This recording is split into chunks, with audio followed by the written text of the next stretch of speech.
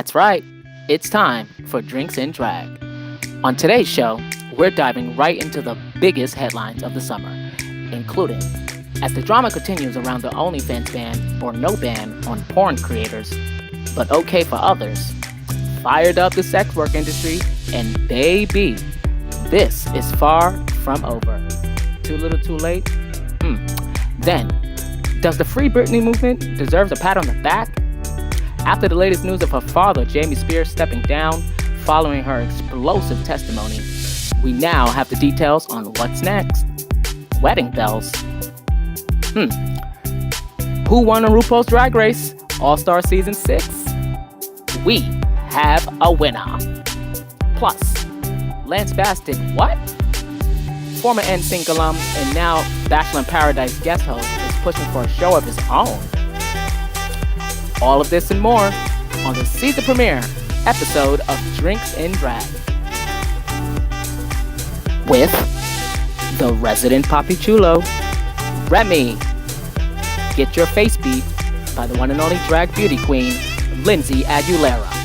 And the troublemaker himself, Chris Avalon. Featuring special guest host, Hugo. So grab your drink and have a seat because the lounge is open 24/7. Bitch, can I just say I am gagging right now because that is the first time I literally saw that opening. And I got to give a huge shout out to the one and only EJ Parker for putting that together. But without further ado, thank you all for tuning in to this brand new show called Drinks and Drag. It's an idea that myself and the one and only Lindsay Aguilera, who I'm going to bring in just a second, came up with. It was an idea basically we had 2 years in the making, and just to see it come into fruition at this very moment, I can't just tell you that I'm just overwhelmed with emotion. But before I get all, what's the word? Verklempt? Let's bring in the rest of our panel. So without further ado, let's bring in the one and only, one of my favorite drag sisters in New York City, the one and only Miss Lindsay Aguilera.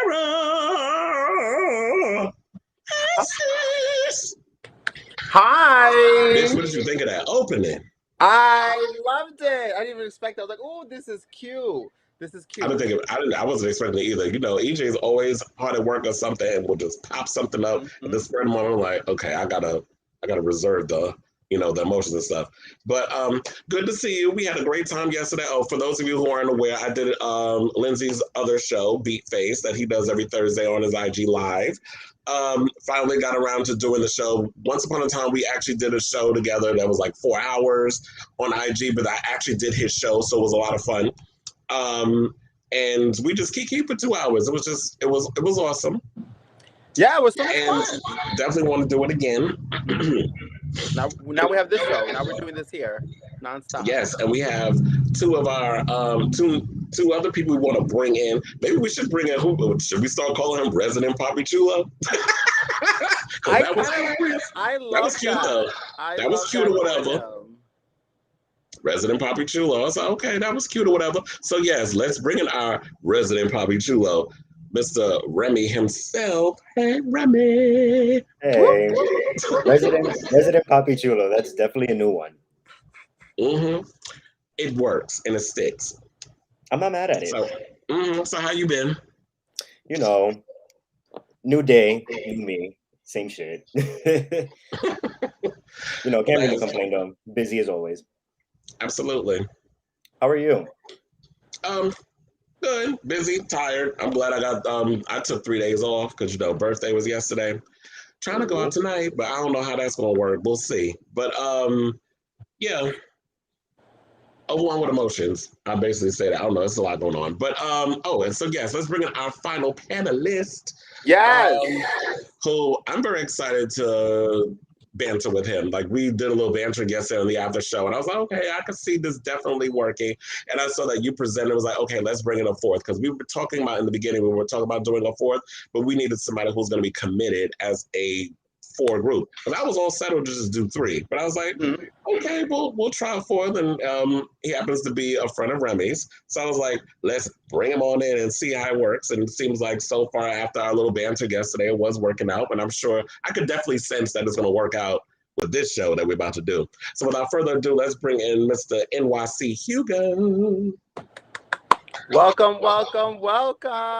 Looking all cute and stuff with his little blue background. I can't hear you. Oh, the audio. Wait, can you guys There hear we me go. now? Sorry, There we're we go. already having some technical difficulties. My bad. I was gonna say, if Remy's resident puppy chula, I want to be residential messy hoe. I like that one. Messy hoe. I love Well, that we one. do next week's and we add your photo into the the opening. Yes. We'll call it. We'll add that as part of your Yeah, I love a good opening. That's what I got. We're gonna add that in post. Right? The streets has been talking. Well, Mm-hmm. At least they're talking. Yeah, so if anybody's watching on IG Live right now, what you basically can do is, not IG Live, what am I talking about? YouTube. yeah. YouTube Live or any of the live platforms, because we're also on Twitter. So you can basically put in your comments. It'll show up at the bottom of the screen, and you can be able to interact with us throughout the show. So I'm definitely excited to get this show going. Speaking of which, since it's a show called Drinks and Drag, and we have only one residential drag queen on the show, what is everybody drinking? Starting off with Lindsay. The Lindsay drink, which is tequila, Casamigos, club soda, and lemon juice. How you doing? Real lemon juice, not that Minute Maid. Not the lemon juice in a jar or a bottle that you get from the bodega. Yes and no, because you can buy it at the bodega, but just not that one you're talking about. Oh, well, I'm drinking, I don't know, I'm feeling, I'm channeling my inner Sutton Strack. Oh. I feel a little Southern bellish. So I was like, let me do an Arnold Palmer, but I put some rum up in it. Oh. Okay. That doesn't sound too bad. That sounds like It actually tastes good. I was a little worried. Is that what Sutton called it? A butternut? Wait, she said butternut. Wait, what? A butternut. Oh, what? Hold on. Was it Nutter Butter? I'm saying I forgot what it was called, but I know they thought it was some inappropriate drink. I was like, I want to try that.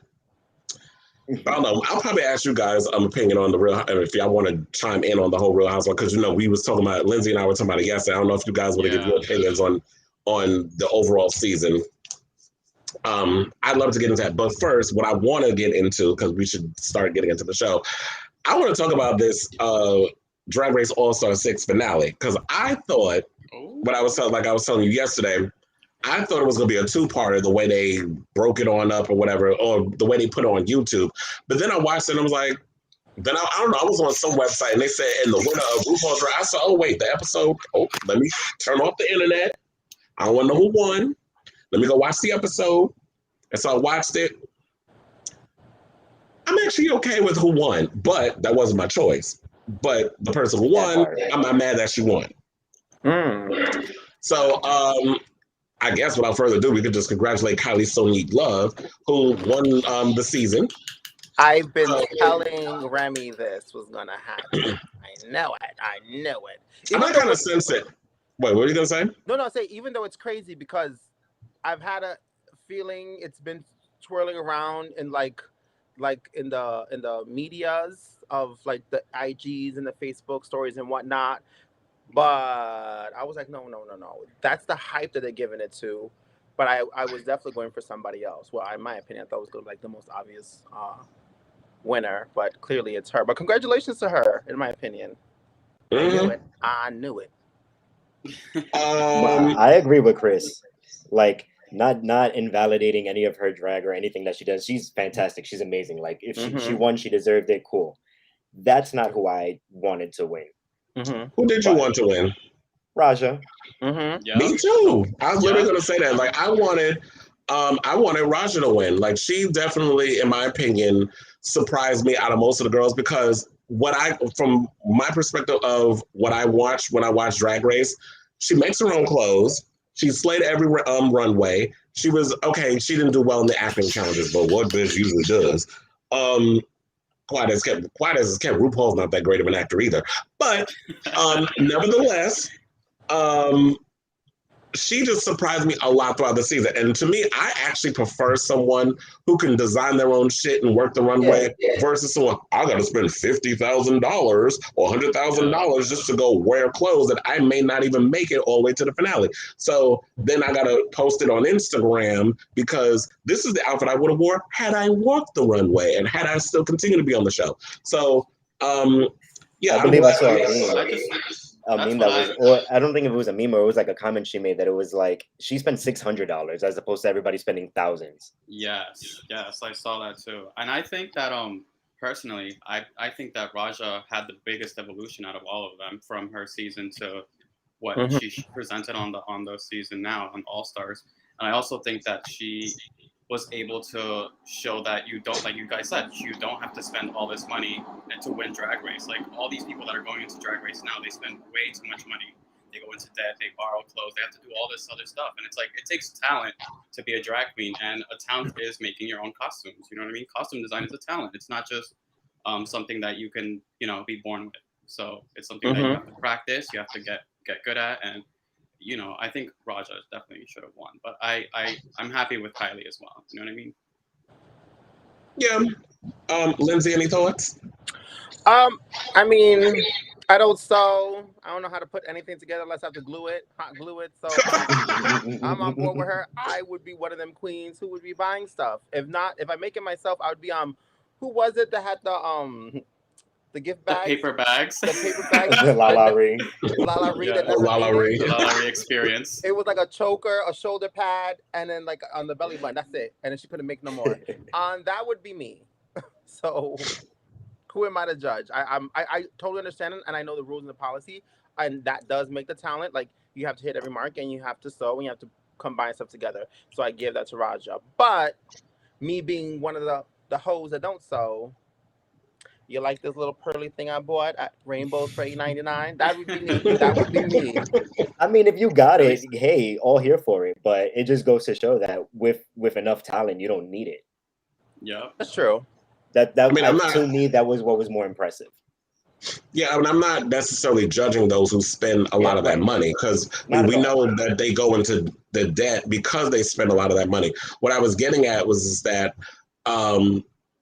when it comes to the show, it just makes, I don't know, because when they said the initial idea was a spritz of Project Runway, a spritz of this, a spritz of that, and that would make the show, I like the idea when they can be creative and they can make their own stuff rather than just hitting up a designer, Michael Costello being one of them, who, he's had his little problematic shit. But nevertheless, I mean, I've been to one of his shows, so I'm not judging, but I am judging. But overall, I just felt like what everybody was saying, she had the biggest evolution. I know Eureka wanted to win so bad, but I ain't see it. And Eureka really wanted it. She did, but she won. She's on HBO Max. She won. Yeah, exactly. Like Shangela. They're all successful doing other stuff outside of Drag Race. They don't necessarily need it. Ginger Minge is on Netflix. Exactly. They're all but successful in their own right. Coming back. How many times are we gonna bring Ginger Minge on? Next thing you're gonna know, they're gonna have a Drag Race Survivor, and she's gonna be on it. Like how many times? Oh, that's actually not a bad idea. I would watch that. Didn't she show up as Trump in one season? I don't remember what season it was, but she showed up as Trump as well. It's like, damn. Hilarious. She's all good, but my thing is like, damn, how many revivals are you gonna give her? For that, you might as well just give her the crown. Just give her the crown.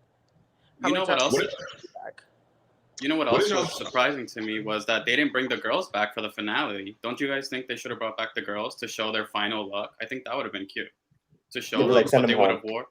They were like, we kept them here too long. Yeah.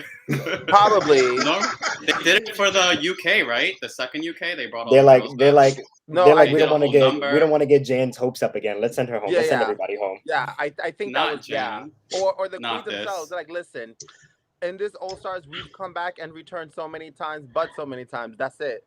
The last return was my last return. Yeah, it just would have been nice to see them all. You know what I mean? Yeah. Yeah, I agree. Well, speaking of Jan, what did y'all think of her this past season? I just thought like she was trying too damn hard and she wasn't really giving what needed to. I like her too. I like her. I mean, I like Jan. It's just that I just feel like maybe when it comes to the show and the competition, like they say, like drag works for people, but not drag race. Maybe drag race is just not for her. So she's successful doing her own thing outside the show. I don't think she needs a show to validate her. I don't think she should go on anymore. They're gonna break her psyche. If I agree. Brooklyn Heights was judging, maybe, but RuPaul, no, just let it be, let it rock. RuPaul has it up for her, I think. I don't know what it is, but it's definitely not Jan's competition. I'll say that. No, but yeah. So congratulations. I think honestly, I really think they need to take a break with this damn All Stars because you can't keep doing it every year. Y'all gonna run out of queens. Yeah. Y'all stretching it a little too thin. I'm actually getting kind of bored with the concept of them having to vote each other off and that sort of thing. I just think the whole concept is stupid. But, speaking of which, before we move on to the next topic, what did y'all think of the Silky episode? The Silky episode, I love that. It was cute. It basically was her episode. It's good for her. I like that. She got to show her, what she does best is lip sync, and she was able to kill it and change everyone's perspective of her being like, someone who wasn't entertaining to watch, which to me was like, that? There you go. I mean, everybody didn't like her on her season. You know what I mean? She said it herself. That's true. No, you're right. No one liked her her season. Who said it changed? Right. That's what I was about to say. I mean, were you saying people still didn't like her? Let me tell you something. The one thing she did right was her episode. That was the one thing she did right. And the sad part is, you was already eliminated. You had to come back to fight for your life, and you wasn't even fighting anyone. It was just you by yourself. But with that being said, that is the one thing she did well. Other than that, I not to be mean, I can't find nothing positive to say about her. And that's because of the way she was portrayed. And it doesn't help that she carries that on too on her own IGs and when you see her on other social media page and the way she presents herself. I'm like, okay. Yeah, I mean, I always try not to see, because I get torn at times. The motto I always try to adapt is that I try not to judge the queens based off how they're portrayed on TV. I always try to judge them based off how I've interacted with them or come across with them. I met Silky in LA when she was performing at Hamburger Mary's. And she was doing a meet and greet and stuff, and a friend of mine was there doing some photography and stuff for her. And she was nice, she was lovely. So that was like my one interaction with her. But I guess if anybody else has had bad experiences, that's your experience. But for me, I was like, I didn't have a bad experience with her. So that's how I always try to look at it. But I also want to say, before we move on to the next topic, I want to give a huge congratulations to the one and only Gigi Good, who came out as trans and non-binary in a new post on Instagram. Now, the finalists in the competition and much beloved for both her humor and looks, which have helped lead up to a Moschino campaign that appeared in Vogue this last month. She posted a video while in recovery from recent surgery, opening up to her fans saying, "I don't even know how to start this." She said, she goes, "Let's just jump right into it. You know what I mean? I guess without beating around the bush, around 8 months ago in January, right at the beginning of the year, I decided to begin the process of hormone replacement therapy." And saying that that is the process of taking estrogen and testosterone blockers, different on a person. So we had one person who's come out as trans and a trans girl winning on Drag Race. Now, should I play devil's advocate? Do you think that, and I don't want to take away from her winning, but do you think that they gave it to Sony because of the whole backlash that RuPaul has gotten over the comments he's made in the past in regards of trans people competing on the show, that he wants to keep it as the textbook version of drag, which is a cis gay man who dresses up as a woman? I think it was easy for RuPaul to hear the critiques that he was receiving and put Sonique on the Christmas special and see the praise that she was getting and was like, oh my God, well, you know what? Well, since everybody wants to see her and since this is what's happening, if I put her on an all-star season, then everybody will go wild. They'll get what they want. Mm-hmm. Agreed. Yeah. There's definitely been a lot more participation as well. We had Gia Gunn, we had Kylie on the Christmas thing. We had, who else did we have? We had Jiggly, Peppermint. you know what I mean? So it's that Peppermint, you know what I mean? So we've had a lot of participation. So I think the icing on the cake would have been to crown Kylie for, that to like get washed over and nobody remember that anymore. So I think it might have played a part in it. You know what I mean? I'm gonna say this. I think I've said it before in passing. I think I've had this conversation with Remy. I think with Chris many years ago. Yeah, anyone should be able to audition and participate in RuPaul's Drag Race. 100%. Again, not to discredit anybody, and I really am not trying to disrespect anybody because I ain't no better than anybody else, and I have my own demons and my own self-righteous way of how I see myself, how I view myself, and what I want to be called, and what the pronouns are. And today I'm Lindsay, tomorrow I'm David. But I do think where RuPaul was coming from, and I've said this for a long time, again, to be fair, not to disrespect anybody, it's the reason why he was so with it and pro not to have, I guess, trans people on the show is because, when you transition, you live your everyday life as a woman. You know what I mean? You are that. And the point of Drag Race is to have a transformation. So basically having this man give you the illusion of being a woman. Does that sound like pretty fair? Like if we have like the Gia Guns and the Gigi Goods who legit looks like this every day, all day, then is it considered drag? Like same thing for drag kings when the female transition and turns into the Elvis and the sexy macho mans and they do their show. That's the part that we're looking for is the illusion of a transition through makeup and the arts. You understand what I'm saying? Is that making any sense? Or Yeah. am I No, touching something that's a little too hard? actually, I agree with what you're saying because that was kind of the thought process that I had as well. Is that the concept of RuPaul's Drag Race is you always see them in the workroom in their boy drag, and it's all about the art of drag, which is the transformation. So the creative process, the putting on the makeup and the creating the outfits and doing this, that, and the other. So it's transitioning, no pun intended, into a different gender, but it's an exaggeration on what femininity is and where the whole idea of gay men being feminine, it is celebrated through drag. So yes, we get it. Trans women pioneers, a huge impact in the drag world. And yes, I know a lot of trans women who have performed as drag queens and still do. However, that's the real life thing. This is a competition show. So the idea that RuPaul's Drag Race World of Wonder VH1, the idea of the show that was sold to them, that's what they want to go on. I understand that there's a lot of people within our community that want the rest of the world and want the entertainment industry and everybody to evolve with whatever they're in their place in life, but that's not what this show is. So if you want to create that show, but you can't put all of your burdens and everything else on RuPaul and everything. I get that everybody was upset with what he said in the interviews and stuff in the past, and I think that's what he was getting at. And people have to understand this is someone who is 60-some years old. This is the era in which he came over. So it's completely different than how drag has evolved a lot in 2021. So I totally get it. I get what you're saying, and I get the concept of what RuPaul was coming up with. I don't know if anybody else. I'm sorry. I think that at the end of the day, if there's trans participation in RuPaul's Drag Race, they still have to have the costumes like everyone else. They still have to do the makeup. You know what I mean? They still have to participate in the singing, acting, everything else. It's not like they're gonna have this big of a what am I trying to say, an advantage in the competition just because they're male or female. At the end of the day, they still have to participate in the exact same thing that everyone else has to participate in. So, I mean, I think whoever wants to participate should participate.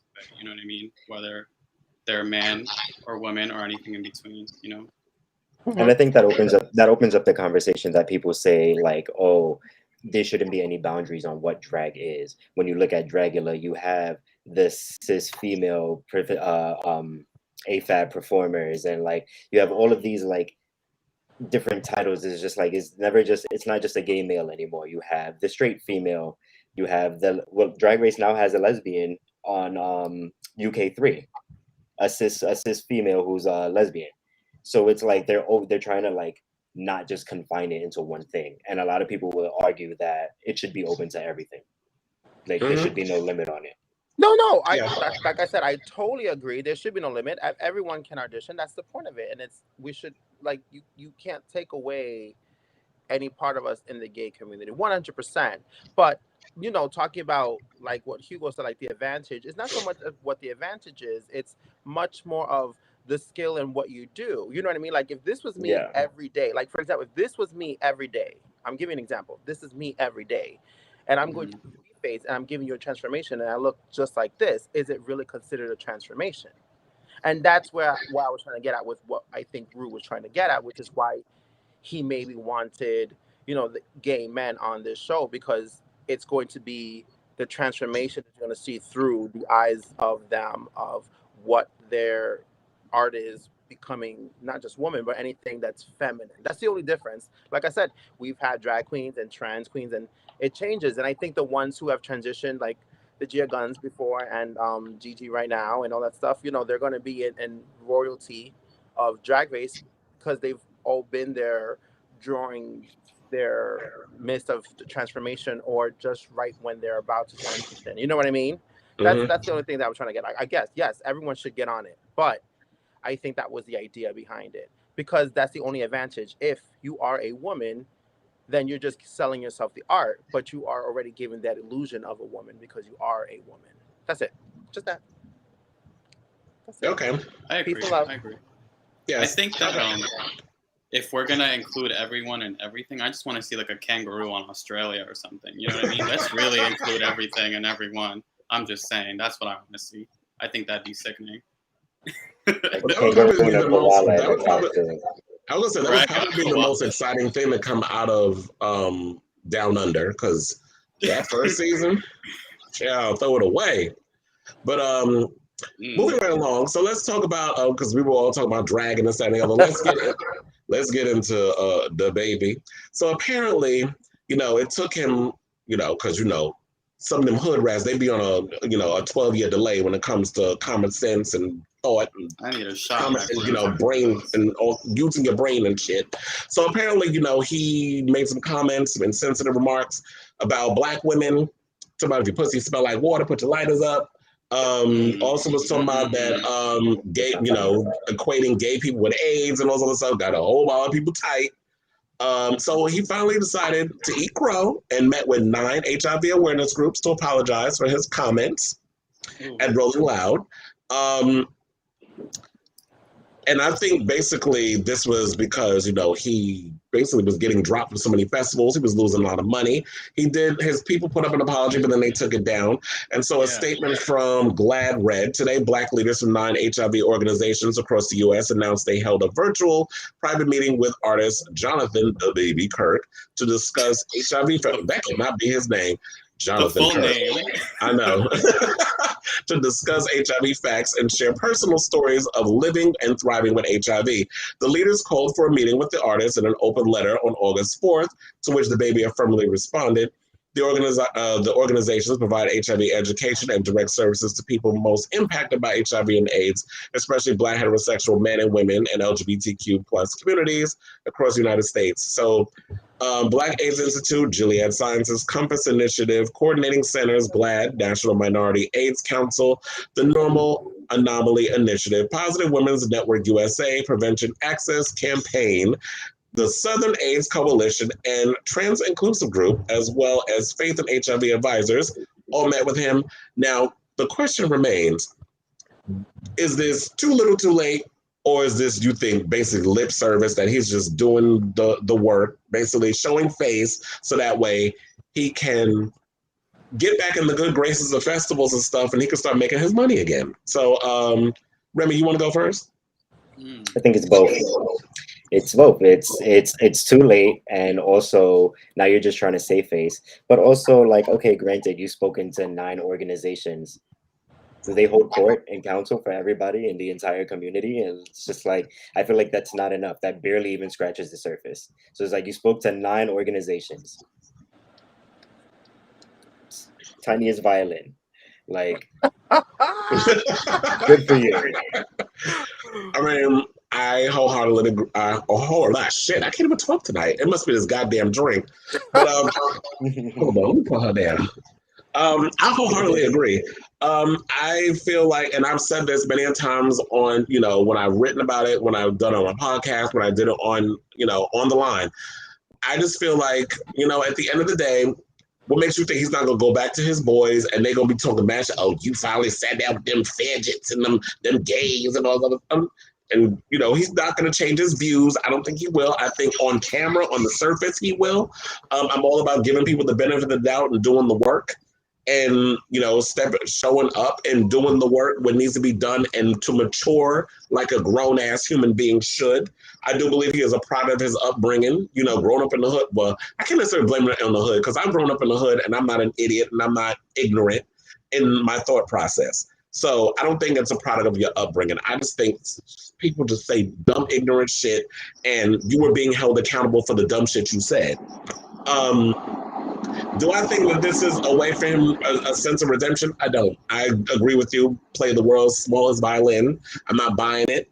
And I'm also sick and tired of why the fuck do we always have to be the ones that have to step up to the straight community or the people that always come at us with their ignorance and their hate to try to reach out to educate them.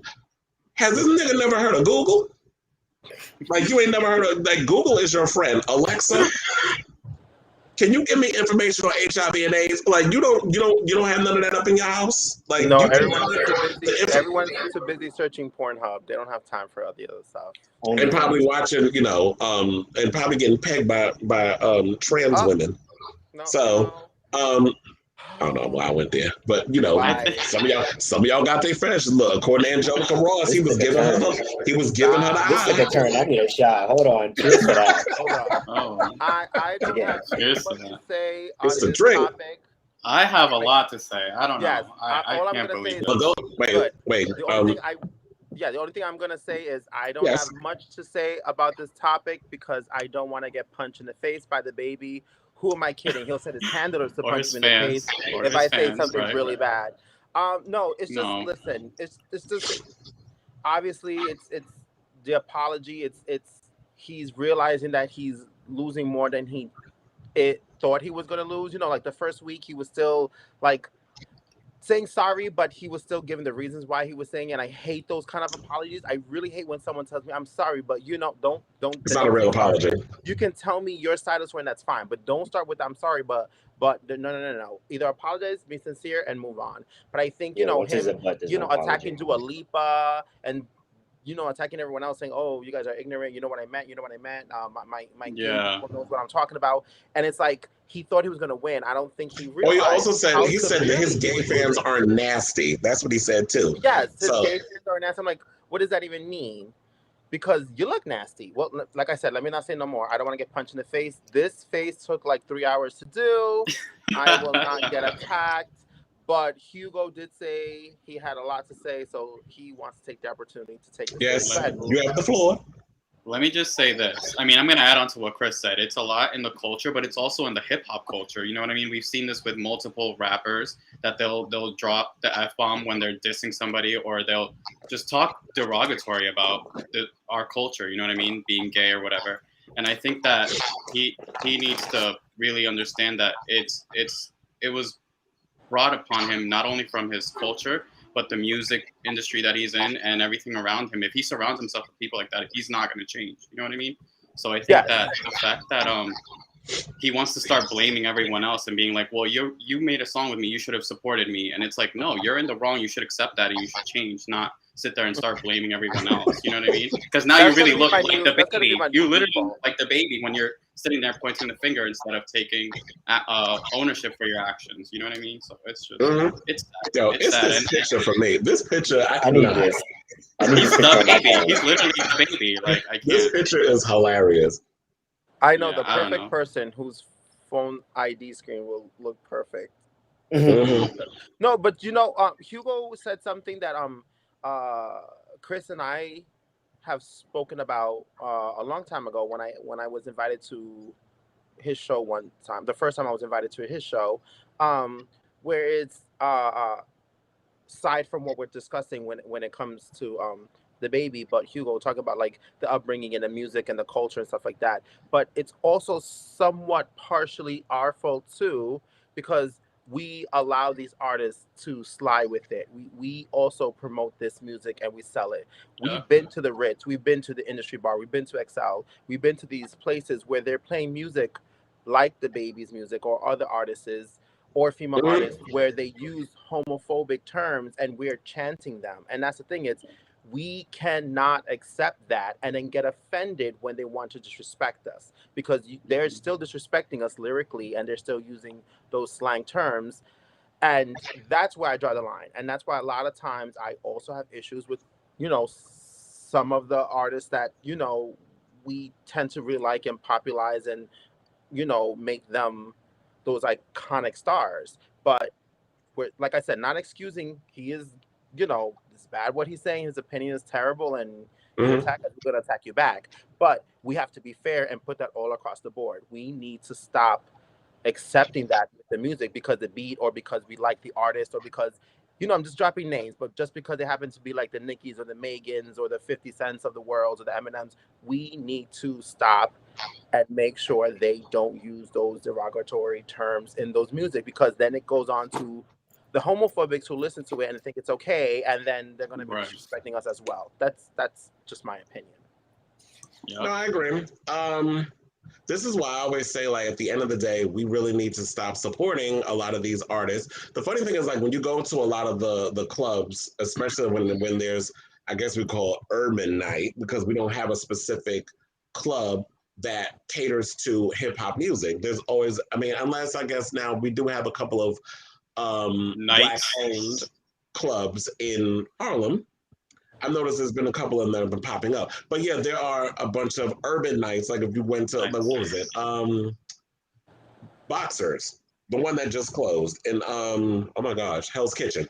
That one closed, didn't it? I think so. Yeah. But every Saturday they used to have it was an urban night. It was downstairs they played the hip hop, and upstairs it was more of, the rap, it was reggaeton, that sort of thing. So yeah, and so I agree with that. It's when you play, they're playing the, you hear Batiman, they're playing that reggae music with the Batiman stuff put up in there. They're playing a lot of the homophobic slurs and stuff, and we sit up in there dancing to it and drinking them, because I feel like a lot of times the mainstream industry and a lot of these DJs aren't aware. I am, and EJ's partner DJ is, and a couple of people that I know. Out hip hop has existed for 20 years, and a lot of artists that are coming out, they are getting better. Lil Nas X may be the mainstream one, the big one that everybody is aware of, but there have been many others who have paved the way for him to be where he is now. And a lot of the music's really good, but they're not getting the play that they need to get the play in the clubs or on.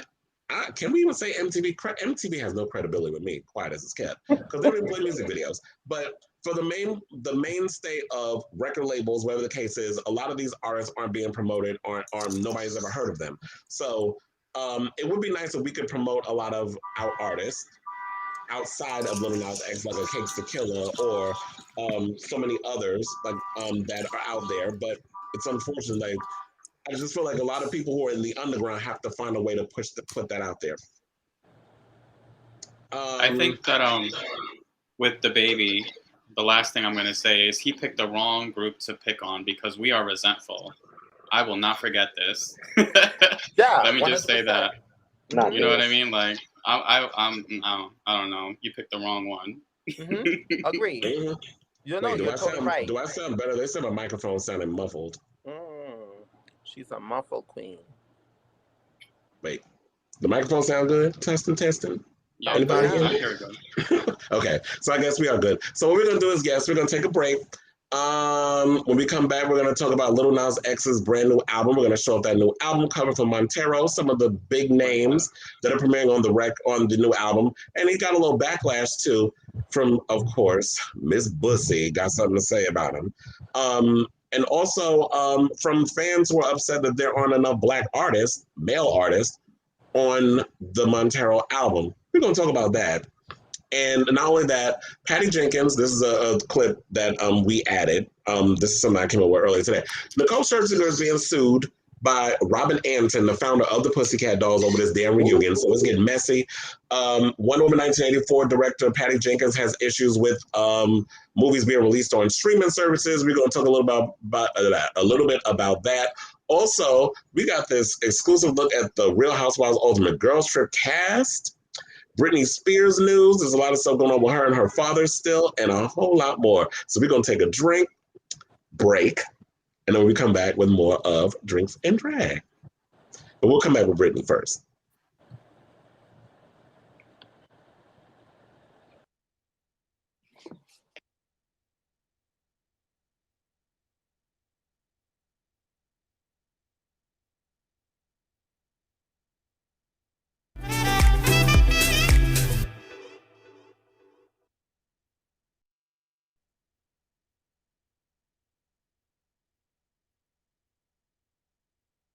Coming up, we break down the latest headlines about the hashtag Free Britney movement and what happens next to the beloved pop icon.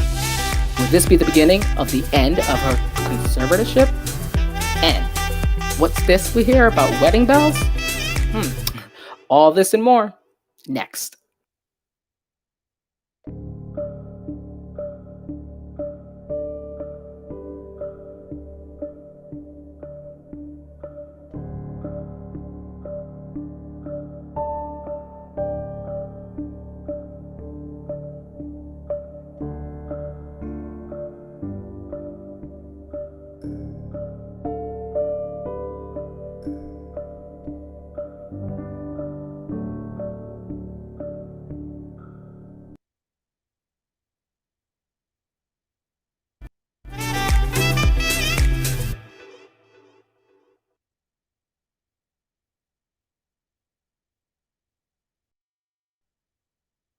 I haven't even watched the film yet because I've been so busy, but I do want to watch it maybe tonight or in the next couple days. But I heard it's just a really sad movie, and I don't know. It makes me really feel for her because she's such a sweet girl and has such a big heart, and I just can't imagine being controlled like that, when you're an adult and you've worked your whole life for building this empire, and then just to be treated like a child is just not fair.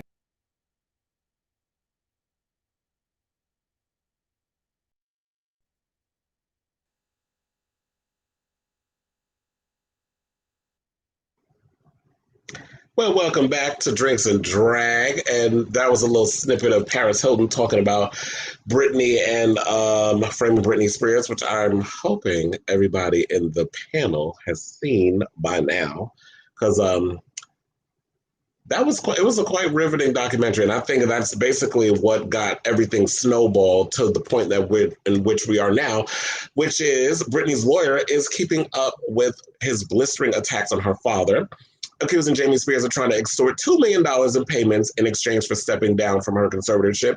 Now, the attorney, whose name is Matthew Rosengart, who I actually think Madonna had a hand in getting her that attorney, because he actually got off her ex-husband, Sean Penn, and a bunch of other high-profile celebrities, including Johnny Depp. And not Johnny Depp. It was Ben Affleck. I don't know why I was thinking Johnny Depp, but I saw Ben Affleck's picture in my head. But anyway, Matthew Rosengart. And remember, there was a point where Madonna was like, we coming to get you, Britney. We getting you out of jail. So I think that's what she meant. So basically, Matthew Rosengart has been seeking since July to have Jamie Spears removed from his position of control over her finances. Now, earlier this month, Jamie agreed that it would be best for him to step down from the conservatorship, saying he did not want a public fight with his daughter. However, he did not provide a timetable for his resignation and appeared to open the door to a negotiated resolution. So in a filing on Monday, Rosengart argued that Jamie is seeking to use his leverage to compel his daughter's estate to pay $1.3 million in attorney fees, $500,000 to Spears' former management company, as well as additional payments to Jamie himself. Now, Rosengart's filing makes it clear that he has no interest in negotiating Jamie Spears' departure and is looking instead to Judge Brenda Penny to order his removal at the next court hearing on September 29th. So, child, I feel so bad for Britney at this point. What I want to do right now is let's play that testimony clip, and then we'll come back with everybody's thoughts on what's going on with Miss Spears. Roll that clip. You for the press to hear, which I didn't know today we're doing. So thank you. Instead of having an interview, honestly, I need that to get it off my heart, the anger and all of it that's been happening. It's not fair they're telling me lies about me openly. Even my family, they do interviews to anyone they want on news stations, my own family doing interviews and talking about the situation and making me feel so stupid. And I can't say one thing.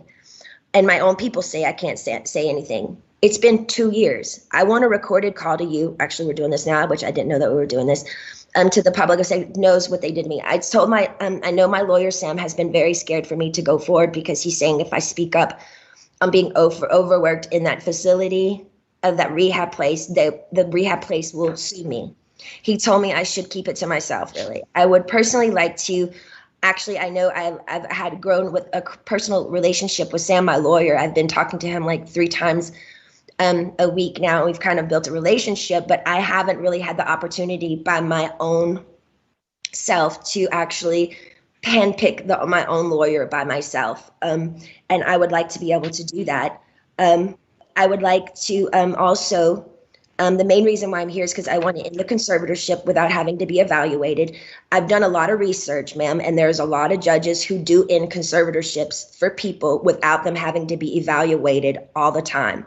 The only times they don't is if a concerned family member says something's wrong with this person and otherwise. And considering my family has lived off my conservatorship for 13 years, I won't be surprised if one of them has something to say and go forward and say, we don't think this should end. We have to help her, especially if I get my fair served in turning, exposing what they did to me. Also, I want to speak to you about, at the moment, my obligations, which I personally don't think at the very moment I owe anybody anything.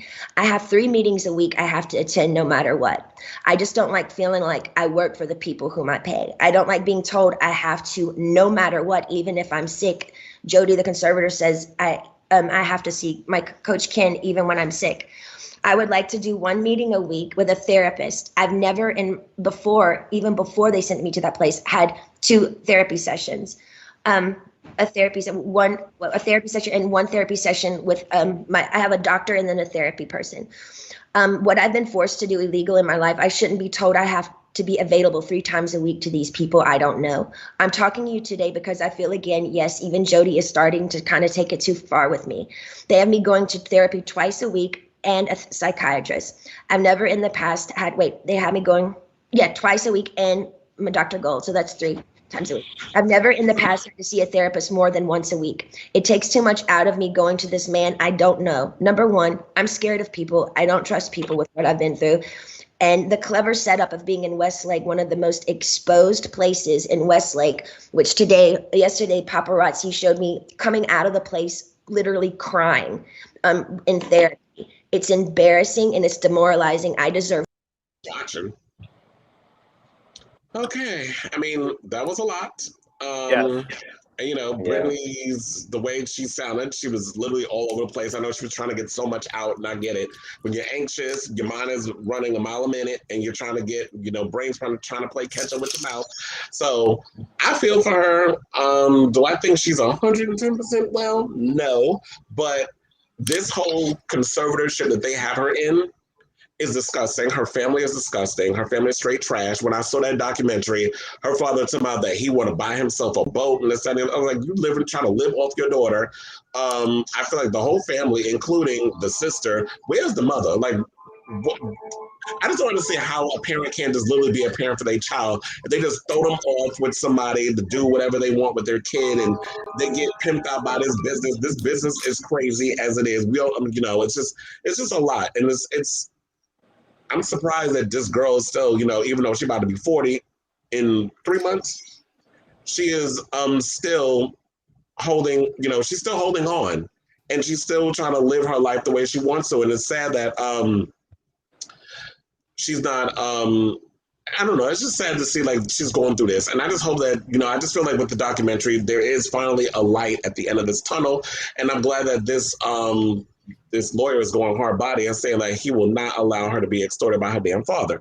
So with that being said, and yes, I would like for those of you who are watching, y'all can jump in with some comments and interact with the show as well. You don't have to just sit by and watch. You can interact just like you do on Lindsay's IG. But getting I back have a to the question. show, yes. Who is Britney Spears' father's lawyer? Is it Tom Girardi? Because the numbers seem very similar. The numbers are very similar. I'm just saying. The math, Saint Math. I do. Let's ask Erica. Maybe she knows. Imagine. She doesn't know a thing. Oh, yeah. Mhm. Maybe Sutton knows. You know, But anyway, Yeah, so that's crazy. So This let's whole get your. situation is crazy. Yes, it is. Oh, so well, since you started, Remy, what are your thoughts? Yeah. I feel bad for her. I genuinely feel bad for her. Like you said, I feel like if she's not well, it's probably because of all the years of shit she's been dealing with playing on her mind. But that being said, I feel like she is a grown woman and she is able to make her own decisions. And she got this. Let her be. Yeah. I agree. I agree 100% with Remy. I think, in my opinion, though, I think she is well. She is well. It's just a matter of the drama she been through, you know, prior to the shaving of the midst of the era of the shaving of the heads and the whatnot. But we have to remember the team that was behind her, pushing her, you know, not allowing her to rest when she was stressing out, and then putting it out on the media, and especially the family. You know what I mean? It's just like they're saying she's not okay when the thing is she is. But when you manipulate, and you know the media loves to do that a lot, you manipulate certain things and make it look like she is nuts and a half, then you're gonna start believing it. Which is why when the documentary came out, and even the paparazzis who were interviewed, they were like, you know, we felt bad for her because she was really upset, and the things that she did was out of anger. We heard her arguing. But my thing is, yeah, but you guys took the picture and allowed the media to say, "Oh, look at her smashing the head drunk." When she wasn't drunk, she was just mad because she was arguing with, you know what I mean, like with her baby daddy, whatever the case is. So you talking about the umbrella incident? Yeah, the umbrella incident, the whole. Yeah, she was trying to. That was from her trying to see her kids and Kevin refusing, and she was frustrated. And she went, and I guess a paparazzo hit her up and was like, "Where are you? Are you okay?" And you know, this girl was going. She was at the lowest point in her life, and she was feeling vulnerable. And you were like, "Oh, let me get some pictures because then I'll be able to eat for a year when I sell it to TMZ or whatever." 100%, and that's what I'm trying to get at, is that they sold this, but if you really see it, she's not. There is nothing wrong with her. The only thing is they have taken away from her. It wasn't up until 2 years ago she just got into an IG. She just said a few months ago that she bought her own iPad. Like, these are things that's kind of scary, and if the fans didn't step in and started the Free Britney movement, she still would have been dealing with this without fighting for her life. And God knows what would have happened. How much more Britney would have taken, we don't know. And that's the part that's so sad to hear. It's because, you know, there's still some people still saying, well, you know, she's not saying, or not just quite, she's there, but just not quite there. And my thing is, you can hear in her tone, you can hear in her little speech where she's, you know, she wants to cry, she's nervous, she's getting a lot done, but she's speaking very well. She's using like good grammar. Yeah. So it's, to me, like I said, I see it and it's like there is nothing wrong. It's just what she was portrayed to do. And because she wasn't allowed to speak on it, we are just going to follow through and make it seem like that. But right now, what Britney is because she is so sheltered and protected because they don't want her to speak, she is a little bit behind it. The only thing is that she's just behind the time. She's not with where we're at right now as far as tech, like, not to be funny, but like technology or advancement with the music, you know what I mean? I think Britney is like, even I think in her mind, if she was to ever make music again, Britney would still be on like that Dolly Parton, where Dolly Parton says she still records through like a little record player and makes cassettes. And then, you know what I mean? She's not as advanced where some of these pop stars, you know, make a song today and is streaming tomorrow. She's not up to date, but that's because she has been taken away from all this privilege. And because she's not so advanced, people think she's a little cuckoo cray cray. And it's like when all of us has first started getting on Snap or IG, or we started doing lives and we started doing little silly things, you know, 10 years ago, it was cute. If you see it now on YouTube, when you see like YouTube videos of people doing silly shit, like, what the fuck are you doing? And I think Britney is now just getting into it. So when she's editing these videos and she's doing her quirky little dance, she's just getting into that. That is new. But for us, we're gonna think, wow, girl, you crazy, because why are you doing that? Why you edit this video like this, or why do you look the way that you do? You know what I mean? Even in her typing, she's just enjoying what the free privilege she's able to get now. So that's just my little thing on Britney. Yeah, What I think privilege? that the fans definitely helped a lot in this case. You know what I mean? You've had fans from years ago. They were like, "Leave Britney alone." I don't remember him, but he was like the one that was like Chris in the Crocker. closet. Right. She. Mm-hmm. Oh, she? Well, yeah, Oh, because okay. Chris Crocker is no longer Chris Crocker. She's transitioned. Yes, Oh, she wow. I had no is. idea. I haven't kept up with her, so my What's her name? apologies. Karen now? Don't remember. I only Wow. saw the post once. Yeah, I saw the Wow. Well, good for her. Yeah, I Right, think her I name didn't is know Karen that. now. Congratulations to her. But you know what I mean? Like, she's had really, really passionate fans that have helped her in her career to be able to express now what she can, because she was afraid of this hold that she had from her father and or the rest of her family. You know what I mean? But the fact that they are so passionate and pushing her more to be able to speak is like amazing to me. I think, you know, the fans are what's helping this thrive and become what it is now, this movement. It's a movement. It's not just a hashtag. It's a whole movement. You know what I mean? So I think that's amazing. I couldn't agree more. And speaking of movements, Montero, aka Lil Nas X, is moving right along with this new damn album, and he got a new album cover that is, I guess, a little controversial. Not only that, but he also talked about that he's giving birth, aka to his new album, and appeared pregnant, which pissed some people off, including Miss Bussy. We're gonna get to her comments in a moment. That prison queen. Yeah, we're gonna get to that prison fidget's opinion in a minute. But according to the track list, he's got people such as Jack Harlow, Doja Cat, Elton John, which makes sense why he went after DaBaby. And you know, everybody listen, Megan Thee Stallion and Miley Cyrus are all appearing on this new album. There's some people who are upset that he didn't include any black men in the album, but I don't know if y'all noticed, but a lot, particularly black male artists, aren't willing to work with an out artist on their music because of, like we were talking about before, when we were talking about DaBaby, toxic masculinity, the whole, oh, will it be gay? Or they'll think I'm a homosexual if I, you know, it's the same thing when you couldn't get a Usher or a Chris Brown to perform at a gay club. It's the same thing. So one person who did step up to say that he would work with Montero. I don't know why I'm calling by his government, but Kid Cudi said he would work with him in his new album. So I'm like, okay, so he may end up on the deluxe edition. But what do you guys think of the upcoming album? And not only that, about the comments of the fans saying that he needs to incorporate more black male artists on in his music. I think, didn't he tweet that he would work with black male artists? He did. He said nobody was. He said people nobody weren't wanted willing to work with him. Right. So then it's not on him. He probably asked them, and they're like, "Wait, hold on. I don't want to be viewed as something." And it's like, it's just music. Music doesn't have a gender. It doesn't have a sexuality. It's music. Let anybody who wants to enjoy it. Just make it. You know what I mean? And you know, I think he's doing good with this album. I think he's got a lot of people that, you know, who he wants to target it to, they're gonna enjoy it. I think that's what he's doing. You know what I mean? Yeah, I agree with you 100%, Hugo. With that, music is music. You love it, 100% right. When it comes to pop, R&B, some rocks, but when it comes to hip hop,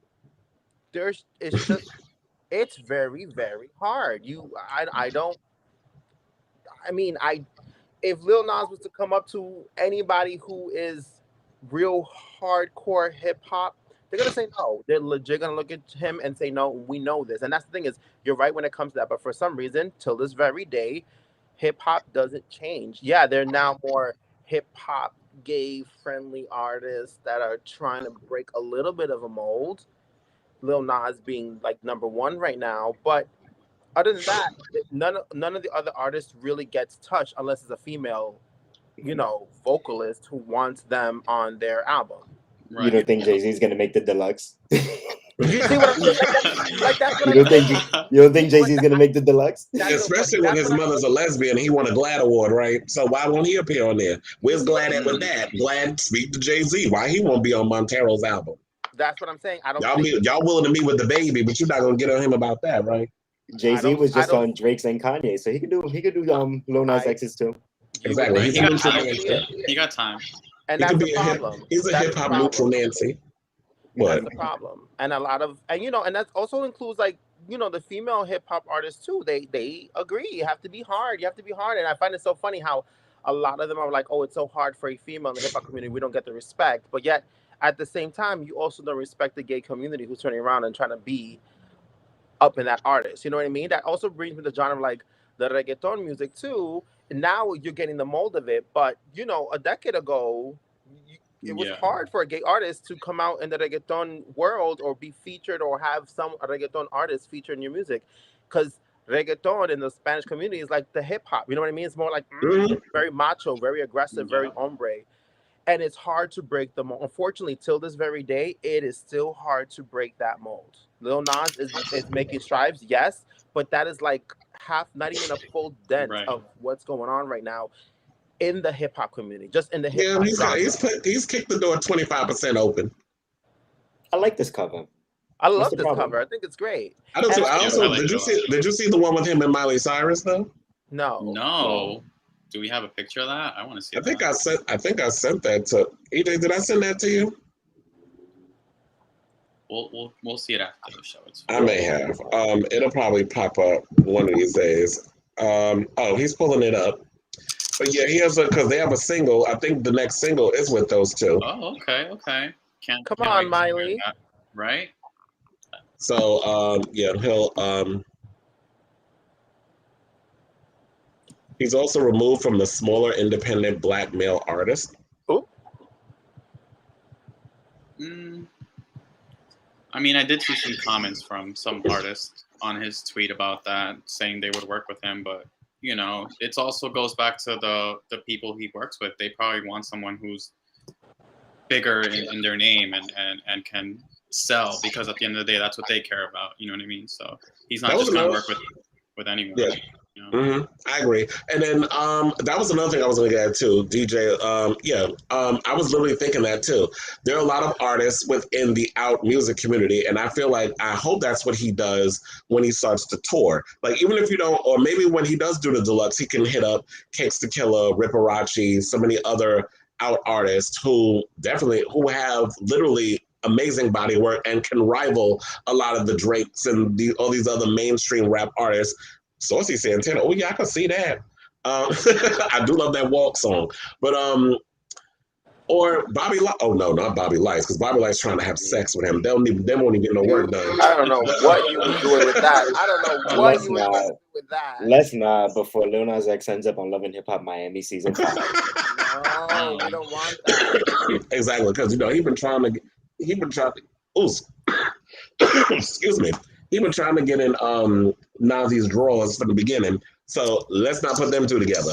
But for the most part, I hope like maybe even when he does the deluxe album, he could reach out to some out rappers because he has a platform where he can bring those people. It's kind of like with, and I don't want to use her as an example because I know a lot of people ain't checking for her, but it's like when Iggy Azalea, I was watching an interview that she did about her recent album that nobody bought.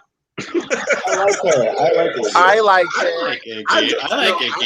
I bought her album. I like Iggy too, but the album went it went triple plastic. Let's just say that. Triple plastic. Oh, no, I'm taking a shot after that. It's recycled certified. It went triple MP3 file. Okay. What's that, like straight to DVD? Is it like a straight to DVD kind of thing? Straight to Netflix. She's so unappreciated. Honestly, no, she is. I like Iggy, but she said something. She said something to the fact that no artist would want to work on her new album, but it made her go out and look for people who are lesser known to collaborate with on her record and give them the opportunity to shine. So I look at it the same way, this way. If these mainstream artists, if these rappers of the moment don't want to work with Lil Nas X or even your favorite icons, if you're Chris Brown, I could have sworn I heard Chris Brown was going to work in Design, but I guess that never happened. But if a Chris Brown or a Usher or somebody doesn't want to work with him on his record or any rapper or whatever, then go and reach out to people within our community who have those talents and work with them and give them the platform so people know, who is this artist? Because I remember when I was a kid and I would grow up, there were artists I never heard of. When my favorite artist worked with somebody like Madonna, whenever she worked with a producer or some artist I ain't never heard of, it made me interested in looking into their work. And I'm like, oh my God, this producer is amazing. Oh, this DJ is amazing. Oh, I love this. So I like when mainstream artists do that. And I hope that he actually does that with when he goes on tour or something or another. So that's what I'm hoping. Do you think it's also not a choice? Maybe this is also the label, because isn't this his second album? Is it? Is No, it? I think it's his. I think it's his first full his length. first, right, But yeah, he came out. singles, He released He's it done a lot of before. singles, right? Okay, Yeah. No, here this we go. this is his second album. Oh, so Oh. okay. So what I'm saying No, I is, think the first was an after- EP, and this is like his first official full length. Okay, but with that being said, Yes. he's still at that new phase in his. He's still freshly new. He's like the freshman or the sophomore in his label, where he still don't have that opportunity yet to make a choice. I think after this second album does really well, which I'm sure it's going to do well, then we should hold him accountable and hope that he would do that in the futures. You know what I mean? All these other artists like the Madonnas or the Dua Lipas or the Doja Cat, you know, releasing her music and whatnot. You know, they at a time, you can't just go to the label and be like, this is what I want firsthand, because it doesn't work like that. And you have to sell more than just your first album or your first record or your first EP. So maybe he wants that, but it's not his decision. You know, he's still got to pay his label some money. After I think he sells and he becomes certified, he's like, listen, I'm making this money. I can make the decision now. Hopefully that can happen for his next project. Okay. And I mean, if all those fails, he could go work with Azalea Banks. What is the problem with that? Okay, there's the photo with him and Miley. I like I like that. that too. I like that a lot. really like it. Wow. Okay, I like the rainbow. I like everything. Okay. Mhm. I was Oh gonna my say, God. like, they're not. It's kind of dumb that you wouldn't work with him, because look how good Old Town Road went, and it was a straight man, and nobody was like, oh my God, is Billy Ray Cyrus gay or anything like that. But I don't know if that goes back into like race or anything or the culture. But I'm just saying, like, everything. No, it's only a lot of his, black people think like that. It's crazy, because he's done really well for him. Every single single has done pretty well. So why wouldn't you want to release something with him? You know what I mean? Whether you're straight or gay, you know what I mean? Just work with him. He's or we got an agenda. We're trying to turn your kids gay because apparently we got this magic wand that we just pull out our ass. I and know. Just, and just sprinkle some fairy dust in the air, and all of a sudden your children bending over and twerking like they Cardi B. But and apparently one of the fools that was thinking that at 6:40 a.m. this morning was none other than Miss Bussy. Because, I don't call him Boosie Badass. I call him Bussy because, I think he just got some of that community dick from prison. And he has not changed. He's never been the same since. So, it seems to be on his mind often. Clearly.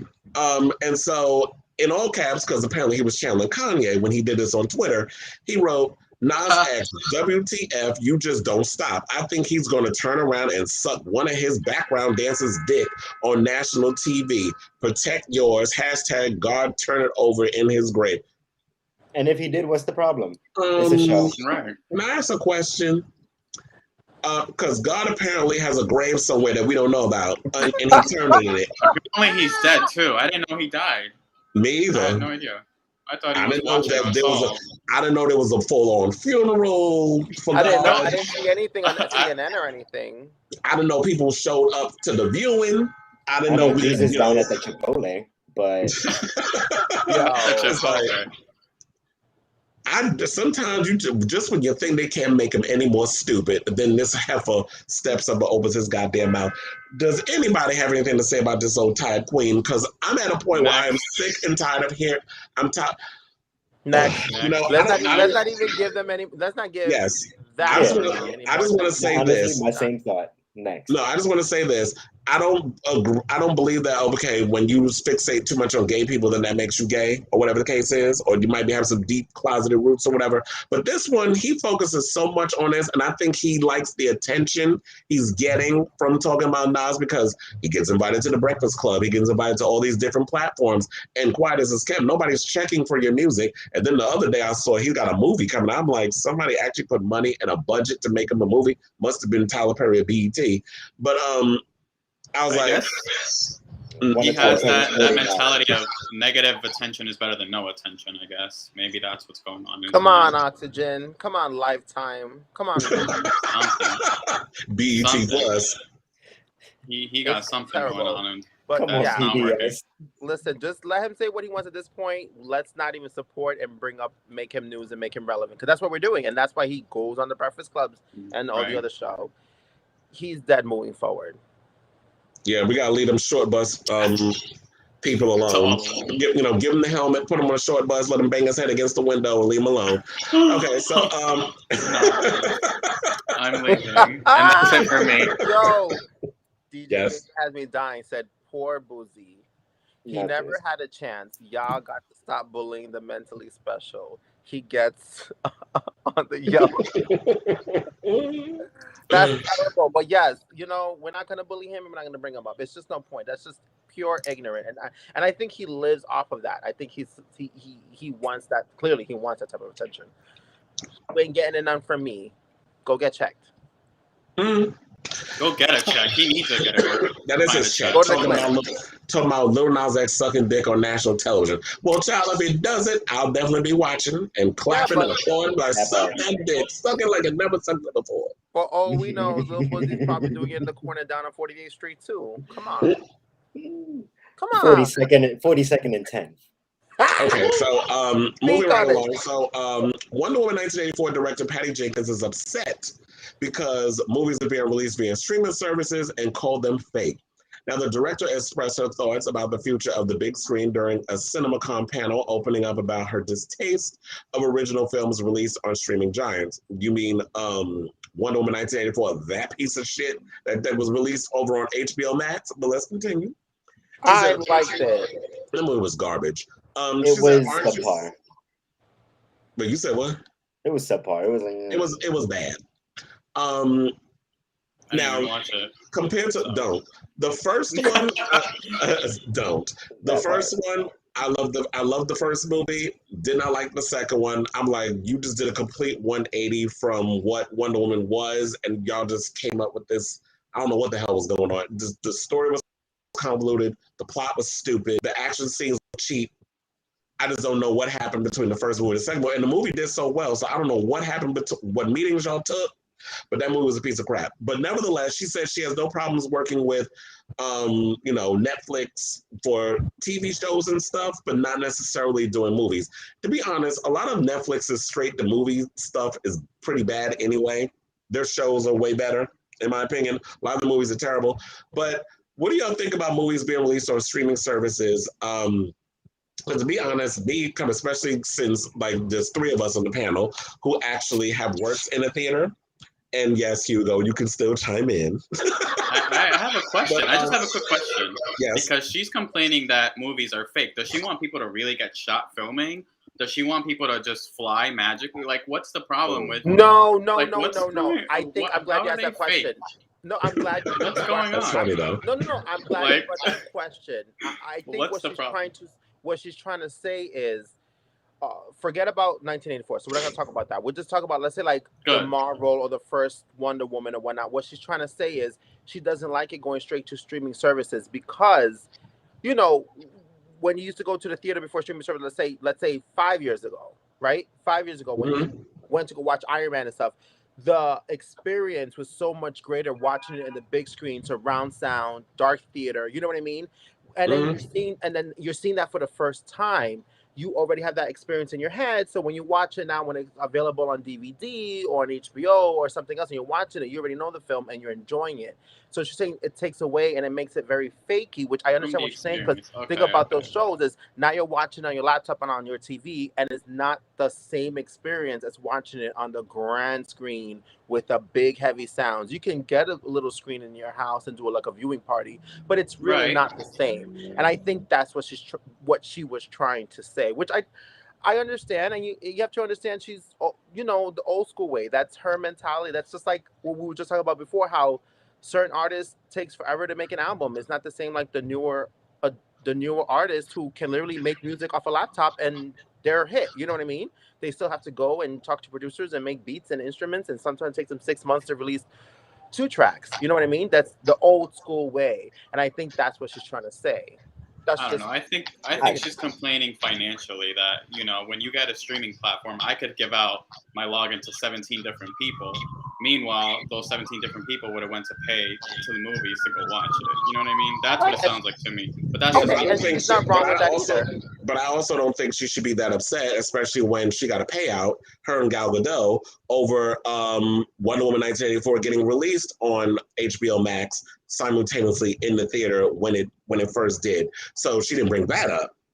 So while I understand her complaint about it, and I do agree, there's certain movies that you do want to get that experience of seeing it in an IMAX. Like I definitely want to see Shang-Chi in IMAX. I definitely want to see Dune in IMAX. There's certain movies where just the visual aspect of it, I want to see those films.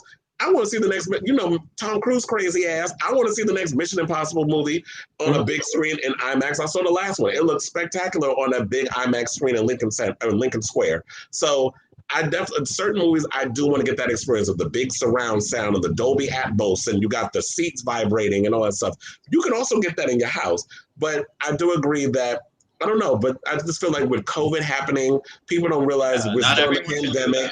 A lot of us can't, a lot of people don't want to get vaccinated. I definitely want to, I haven't been to the movies since both what was it, March, before everything got shut down. That was the last time, and don't forgive me, Lord, the last movie I saw was, what was it, Bloodshot with Vin Diesel? I want to wash that shit out of my mouth. The movie was terrible. But I definitely want to go back to the movies. I have anxiety going back into a theater again, especially when you're in a room with people who may or may not be vaccinated. And I don't necessarily know what the rules are with, do you have to be fully vaccinated now in the movies? Because I know, like, in New York, we're enforcing it at a certain time that everybody has to be vaccinated. Otherwise, you're going to be unemployed. There's a whole bunch of other stuff. So that's what I'm worrying about in regards of going to the movies. I have those anxieties, but she also has to understand that we're still in a pandemic and there's nothing we can do. They just started delaying movies again.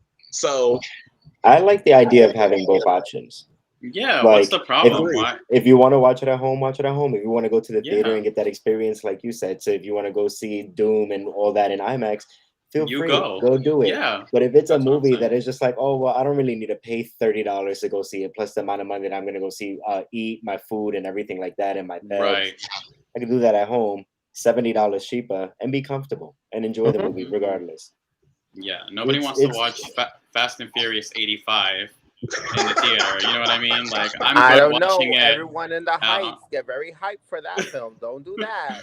You know what I mean? Oh my God, I hate you. I hate you for saying that. You said everybody in the Heights. Oh yeah, because I was like, what is Vin Diesel's race in that damn movie? Because how was it? First of all, don't even get me started about that. Is he last still looking one. for his family? I don't know what's going on in these movies. No, because all of a sudden he found he had a brother we ain't never heard of in the form of John Cena, who I guess ain't white. Please tell me you're lying. No, John Cena's his brother in the movie. I think in the most recent one, they go to space. I'm just like, oh God, cars in space. In a car. And that's what I mean. Everyone wants to pay to watch that. Can we watch it at home? You know what I mean? I'm not trying to sit in the theater. I paid $20 to watch it on my TV at home, and I slightly regret it, but I'm glad I saw it. Because now I can just talk shit about it. Wait, say just drive straight into the sun in the end of the movie. I just wait till it's on HBO Don't give them no ideas. They'll actually do that, and then make a joke how they survived going into the sun in a car. Right. We got a heat because of family. Because of family. Right. Don't forget that. I just think, like, with movie theaters now going forward, because I feel like with COVID, it pretty much pushed forward an inevitability that was happening. Theaters were dying anyway. A lot of people aren't really going to the movies except for the big tentpole film, the big Marvel movie, or whatever the case was. Those were the times when we worked in a theater. We were the busiest when a Fast and the Furious came out, a Marvel movie came out. It wasn't when like the small independent films came out, or when we would do a Fathom event, or the Bollywood films too, or the Bollywood movies, or the Asian movies. Those were the times when we were extremely busy. Other than that, it was pretty much dead working in a theater. So us coming from that theater background, we see I'm not that upset over how these theater people are, because you're just showing up with a premiere and promoting your film that you put 2 years of your life into, and then you moved on to the next thing. But for those of us who work in the theater, and yes, we love the art of making movies and we love film and all that other stuff, but at the same time, you have to be realistic and think, if you want to keep butts coming to the theaters because home screens are getting bigger, surround sound is sounding better, we got 4K TVs now, so we're getting spoiled in regards of home entertainment. Nobody wants to really go to movies anymore, and I'm tired of people kicking my damn chair. I'm tired of people bringing their damn kids to an R-rated movie. They want to talk. People suck a dick in the back. I ain't got time for that. I want to sit in my Sorry house. about that. I will say the popcorn's good. The food is good. Yes! That is true. I do live for the concession. 98% of the time, Remy and I always go to the movie. 2% is because we actually want to see the film, but 99% of the time is because our asses we want the food. So let me throw this out there. Why don't they do a membership where you can go get unlimited food? They do have that. They got memberships, but girl, ain't nobody trying to pay for that. Yeah, but unlimited, and then everyone's gonna go, because that's a big problem. I mean, as a viewer of movies, I think that's a big problem for me. Is I don't mind paying the fee to watch the movie. I get it; they got to make their money, but it's also the food is expensive. Well, that's because the theater gets most of their money from the food and not from the ticket sales. That is true. Theaters always make their money from the concession. A lot of people don't know that, but the way we got paid was from concession. It wasn't from no theater. We only got a percentage of the payment from those theater tickets. That's crazy. No, the studios got millions. That's what I mean. The studio makes millions. Why can't they give it? Oh my God, that's crazy. That's Hollywood, I guess. Okay, so moving along. So let's talk about the Pussycat Dolls, because I gagged when I saw this. I'm like, Nicole Scherzinger being sued by Robin Antin over the COVID-delayed Pussycat Dolls reunion. The founder of Pussycat Dolls is suing their lead singer? Okay. I was wondering what happened ever since they made that one song and it was just gone. I was just like, I thought we were coming back. The React song, and then COVID happened. COVID happened. That's what happened. They were supposed to go on tour. They had everything set up. They were supposed to record an album and everything, and then COVID happened, so nothing could get done. But Nicole kept doing The Masked Singer and all her other obligations, I guess, of her hosting duties or whatever on other shows. But they're saying, according to a Hollywood Reporter, Nicole Scherzinger agreed to a reunion of PCD, the big girl group musical act of the early 2000s. Then COVID happened. Now, according to a lawsuit filed on Friday in Los Angeles Superior Court, she's threatening to walk away from the big tour unless she's given a majority share and complete creative control in relaunching the group. Bitch. So now the complaint comes from Robin Antin, who founded the Pussycat Dolls and then brought this dance singing troupe into the mainstream upon a tip from Jimmy Iovine. The suit will determine the group's future, as its target is Scherzinger, undoubtedly the biggest breakout from the group, and a prominent face in various music-themed competition shows such as The X Factor, Dancing with the Stars, and The Masked Singer. She also has branched into TV and film work. Now, Antin was represented by notable attorney Richard Bush, alleges that near the end of 2019 that she and Scherzinger came to a deal for a reunion tour and new PCD business venture. Scherzinger would get 49% under a short form agreement she's categorizing as a memorandum of understanding, whatever the hell that means. Scherzinger did promote the tour, it's acknowledged in the complaint, but then the pandemic halted music touring worldwide. She now refuses to participate in the tour, says the complaint, adding she demanded to renegotiate the terms of the MOU. Now, according to the complaint, Scherzinger now wants to be 75% owner with final decision-making authority, and she's refusing to participate in the reunion tour unless she gets what she wants. And now, because tour dates can't be confirmed, Live Nation has said to be demanding $600,000 that it put up. So, child, it's getting messy. Remember? Let me loosen up my buttons, babe. Wait, but do you guys remember when she had her solo career? And nobody cared? Okay, that's the point. I still like that one song. No. Which one?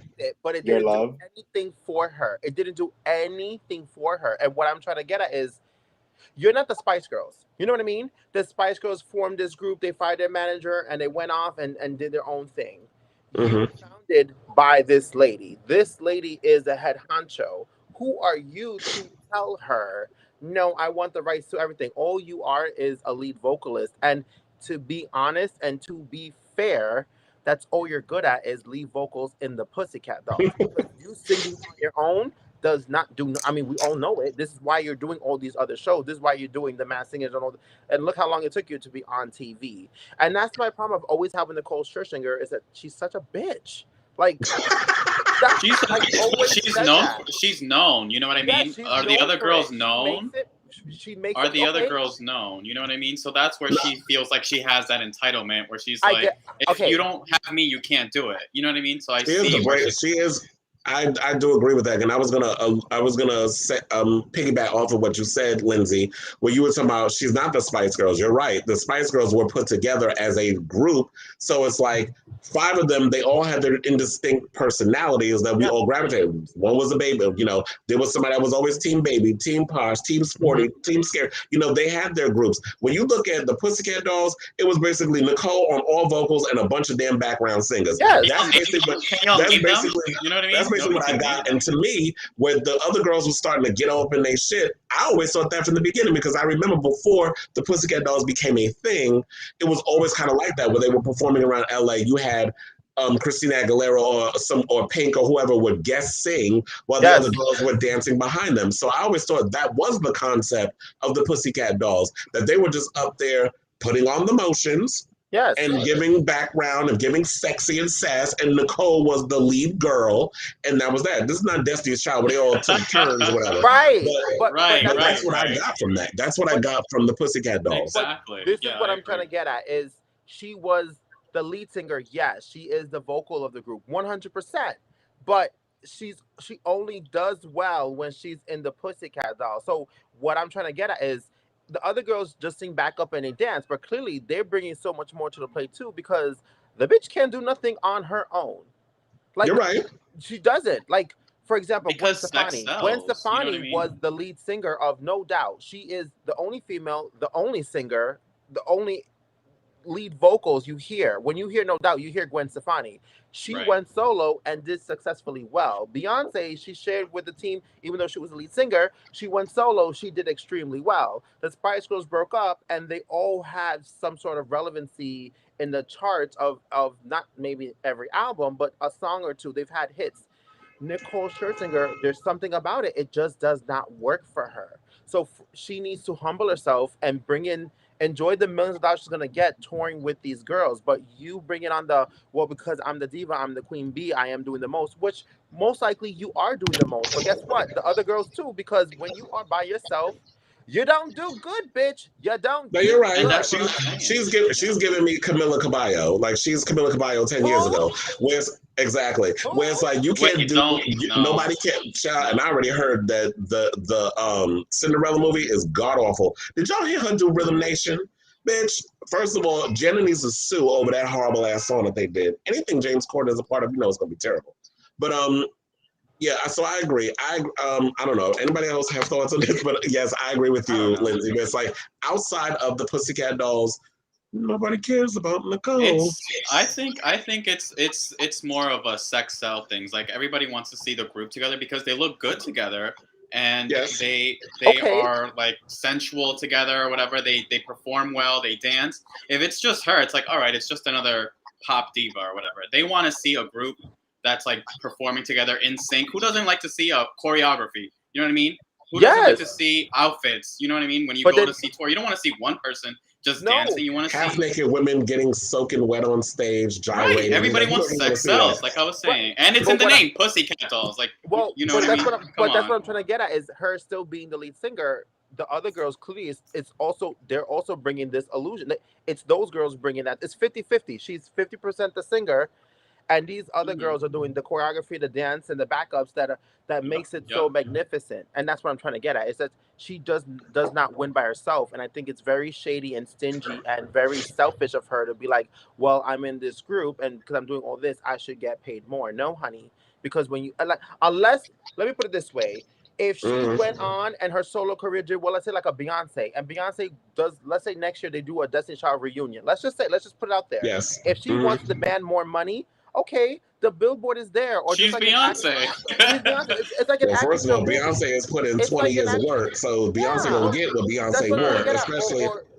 Or an actress, let's say like Meryl Streep, if she was offered a role that's like this big, but she wants the money this big, she can do it because she sells. Her name sells tickets.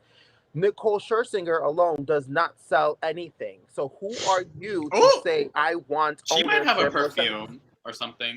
That Honey, sold. you got I it? don't know. I'll- No, I'm just saying she You might. don't know. She might have a perfume that sold. No, I think what it is that I think Nicole I think she's gambling because she knows that she is the Pussycat Dolls. Like her Right. being the lead, that is her biggest. This is the thing that she makes her, her bones, like the most success that comes out of it. She's come to learn that. She tried the solo thing, nobody gave a damn. She realizes that I am basically the face of the Pussycat Dolls. This is where the fans want to see me. This is where they know me from. So me putting all of my eggs in this basket and taking this risk and wanting to re-up because the contract has run out because of what happened pre-COVID. Now we're still in this midst of COVID and 5,000 other viruses. We got an alpha, a delta, a beta. We got all these damn fraternity viruses that they coming up with every That's week. what I say. Yeah, that's crazy. Not the fraternity.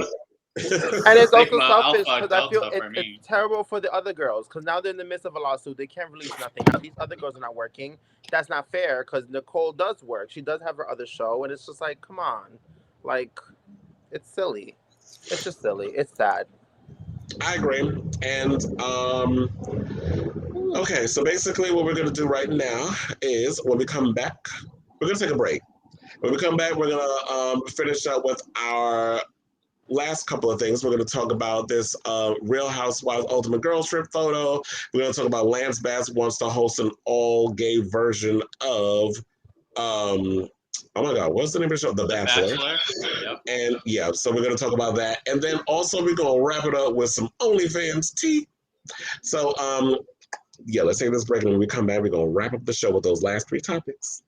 So don't go nowhere. We'll be right back with more of Drinks and Drag. Yes, I need a drink.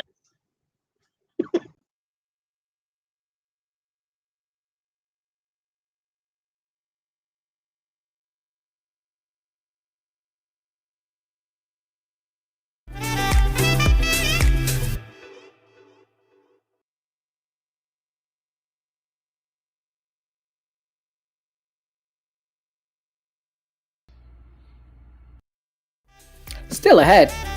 With all the drama surrounding Bravo's TV Housewives franchise, the panel discussed Andy Cohen's next project. Did we say all stars? You heard right. It's time for the ultimate trip. Could this be the show that we never thought we needed? Stay tuned.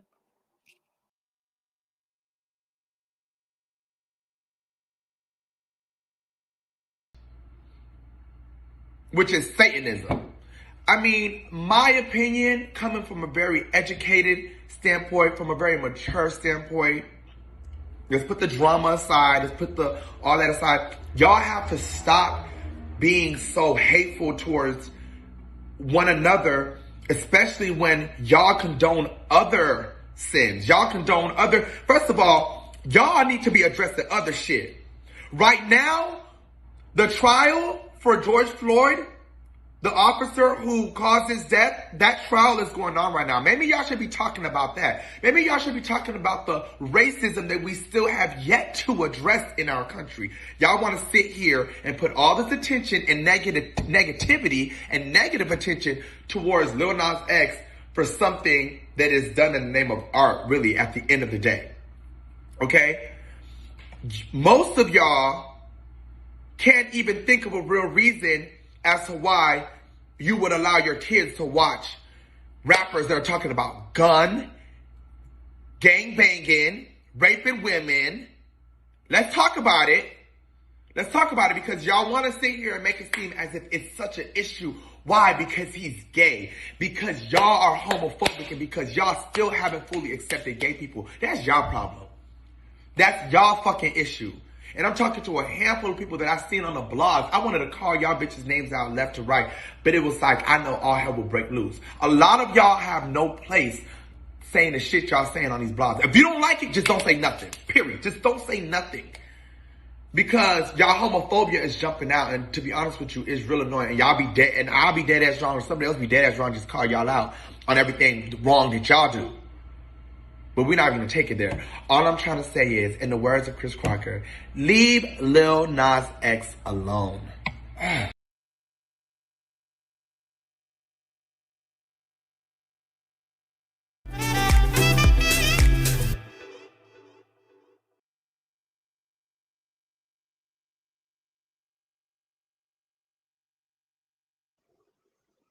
Hello. Greetings and salutations, bitches. Welcome back to On the Line. Oh, sorry. Drinks and Drag, bitch. You know, I have so many damn shows, I be forgetting what show I'm doing. It might be the liquor. So this is why I don't like drinking on camera, because then I just become too damn messy and I forget what I'm supposed to be doing. But yes, thank you all for still tuning in. Yes, we've been going on we're a little long-winded. We're getting, we're all channeling a little Dorit. Like, we don't know when to just move on from the topics. We just keep going and going and going. So without further ado, we got 3 more topics we need to get to. So we're about to wrap up the show. We are having fun. We are kicking. We're drinking.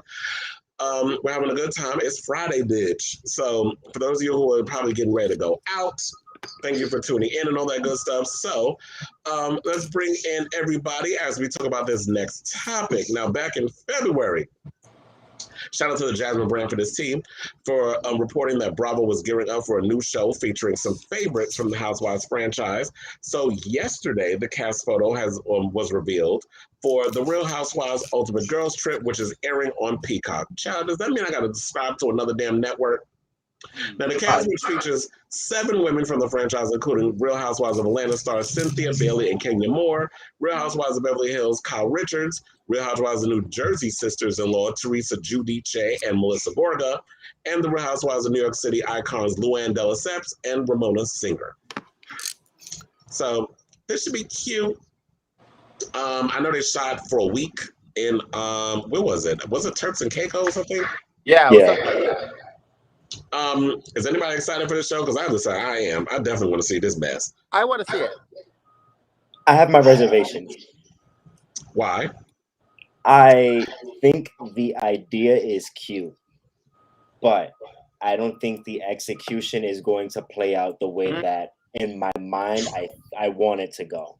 I want it to go like a season of like Housewives of Atlanta, where at some point somebody gets catty and and like the drama and all that, or like something entertaining. But I feel like whatever will happen is either going to be ingenuine or forced for like a production value, or it might just not even be giving all that. It might just be bland. Everybody's actually on vacation. Somebody might get annoyed at one point or another, but at the end of the day, they're just hanging out. They're only there for 4 days. Yeah, agreed. I think I'm of 2 minds. I think on one hand I'm excited, but on the other hand I'm going to agree with you, where I just feel like I am kind of going to proceed with caution. I need to see a trailer before I can come to stuff to keep us entertained. It's probably going to be like 6-7 episodes. It looks like it's going to be a short, like if you're only doing a week, how much can they stretch out for 7 days of them trying to get anything interesting? And it'll be interesting. Well, Ramona will always find a way to keep people entertained with all the dumb shit that comes out of her mouth. So I'm sure we'll be entertained by some of the stuff that she says. But overall, I am relatively excited for this season. I just hope that, with that being said, I just hope that Atlanta Housewives will be somewhat entertaining whenever they start filming that. Because I say, every last one of them bros need to go after Portia, because she clearly is going to be the one that's going to be the high priestess of drama with everything that's going on her and the African. So I'd be like, go in on her if she comes back for that show. But I don't know. What do you guys think of this new show? I want to see it. I just agree with Remy. I just think, especially if it's just a week's worth, I don't. How much drama can you have? How much drama can you have? I think what they should do, now thinking about it, if they want to do like crossover shows, why don't we get women who are close to one another? Like maybe do a crossover with New York and Jersey. Because, I mean, they're not that far, so they could film together. Maybe Potomac and Atlanta or something. You know what I mean? Beverly Hills and the OCs. Maybe them creating a show like that for a season would be good, because they can film more and there can be drama. I think because it is harder getting all these women who have kids or their businesses. I don't think they like the because I when I heard about this at first, I thought it was going to be very much like the Jersey Shore, where all 5 people come together for the summer and they go through the drama, and at the end they go back home. But now thinking about it, a week's worth, okay, now it makes sense. All these ladies got to go back to their lives. They can only get but a week off. So it's like, I don't think this is like a reunion or a crossover or like an All Stars type of thing. I think this is just an umbrella acting of the challenge. housewives on vacation go Acting. camping. That's really what it is. So You know, Right. I'm actually gonna have to agree with you on that. I actually like that idea that you were saying. Why not New York and New Jersey go on a vacation together and see like how these women interact with each other? That like all the girls from that cast in one house together. I actually like that idea. Have them pick out like a nice mansion or something. Well, yeah, maybe they could get one of them houses on the Jersey Shore or something like that. That would be cute. Or vice versa, have them go out to a house in the Hamptons in the summer. So that would be cute if they would have did something like that. Or like you said with Beverly Hills and the OC, that would have been I think that would have been a much better concept than let's cherry pick certain girls from certain shows and see how they interact. It's like, yeah, That's how I feel. I feel like they just picked a lot of like the head names from each franchise and put them Favoritism. together. Yeah, there But was a lot of then favoritism. I don't know if you saw the cast for the second run of that, which is like going to be another Phaedra. thing with Phaedra and Dorinda and a bunch of people staying basically at like ex-housewives, right? right. So I was like, this just feels like another random like assortment of people, and I don't know how well it's gonna play out. And I don't know if I should be excited for it or if I should just go into it with no expectations and let it write its course. Maybe we're feeling as that the whole housewife concept is run its course because it's been going on for 15 years. So maybe the whole concept, maybe we're just getting tired of the concept. Like it's getting a little stale. Our taste in reality TV is changing. And I don't feel like a lot of the head honchos like the Carlos Kings and the Andy Cohens have evolved with the times. So I don't know. I know you love your housewives. I do. Let me say this. Yeah, Hold go ahead, on. Hugo. Go ahead. Because think about it, like with Bad Girls Club, I'm gonna bring this to Bad Girls Club. How they started picking and they did their own thing with Zeus, and that's why it's on the Zeus network and not a big network. I think that's why. Exactly. I feel like that's why they're doing this with the Housewives. It's like it's going to a whole different network. They're gonna test it to see what's gonna happen, and then if it does well, it'll get picked up by an actual network and they'll do it again. No. I feel like that's probably what they're. I don't know. No, Or maybe I think it's still very cash grab. Maybe I don't know. It could be either or. I don't know. No, it's still very much Bravo doing it. They're just doing it on a different platform, and I think it's because of the caliber of the show. It's not going to be an entire season. It's just going to be like a 2 or 3 little mini series. So they'll put it on a smaller platform like Peacock to bring people to Peacock too. That's a way to get people to subscribe to that platform because Lord knows nobody's on it. I'm not. Yeah, I don't watch Peacock. I don't know. No. Exactly. I don't know. I don't know. Which goes back to why they put Drag Race on Paramount Plus to bring people to that as well. Yes. I agree with you on that. What I was going to say earlier too with the Housewives is I don't necessarily agree with it because like Remy and I, we on it. When it comes Sunday night and Wednesday night, we're on this, especially like Beverly Hills and Potomac that really raise up the stakes this season. I don't agree with. I understand what you're saying, Chris, but I don't think everyone is tired of it. Not at all. Because the concept, one thing that the Housewives, all franchises do very well is it never change. The rich women going through the drama and the back and forth. That element is always good. I think what may happen right now that people are getting tired is some of these. I mean, the show has been on for 15 years, and so has most of these women on the show, and the cast members has nothing else to offer, and that's as much as I love a lot of the women, you don't have a lot of things to offer, so it's time for them to change and reroute to another woman. But right now, recently, what I've noticed that I think they're making a little bit of a mistake is, and hopefully they're seeing it because I don't want a lot of the new cast members I like. So I want to keep them, aka whether it be the Ebony's or the what's her name, Crystal Minkoff, which I really love the addition to her on the show. Is though they're going a little bit younger, and I think they should still stick with that demographic of what the original age ladies are.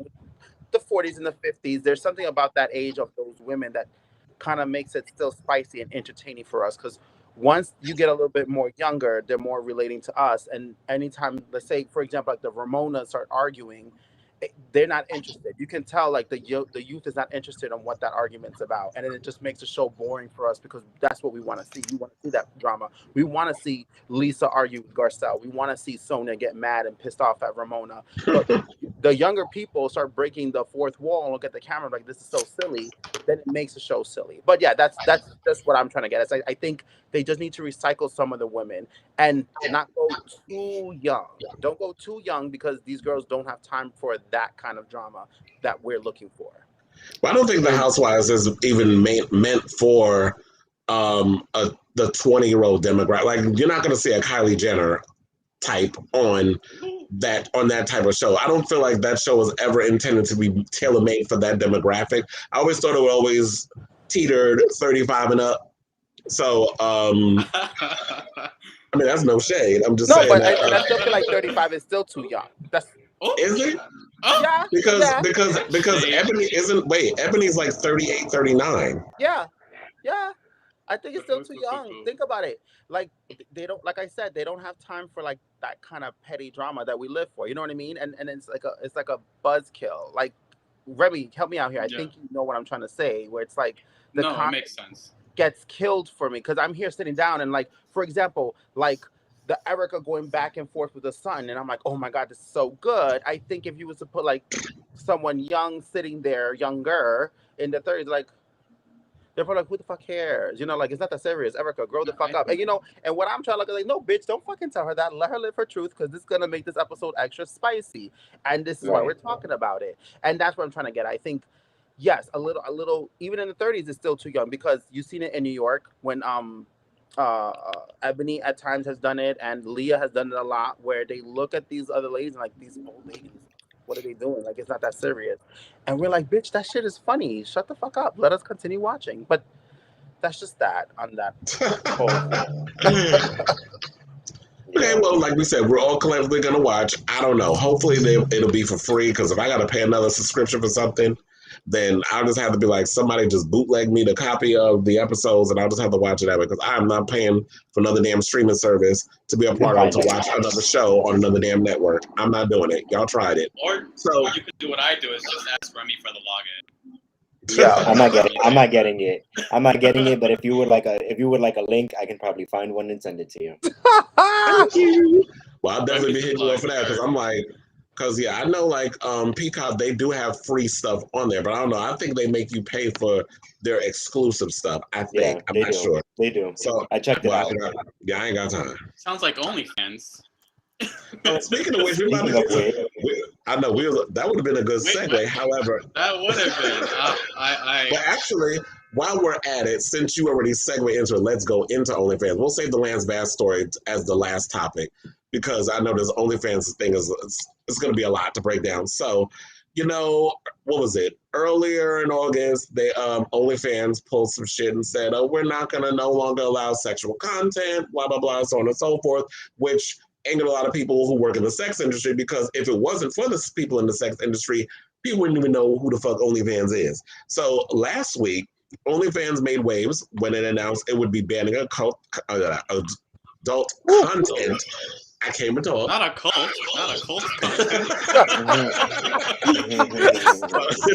That's only stands. Not only that's the stands. They're the cult. Oh, that would be horrible. They created a site for them.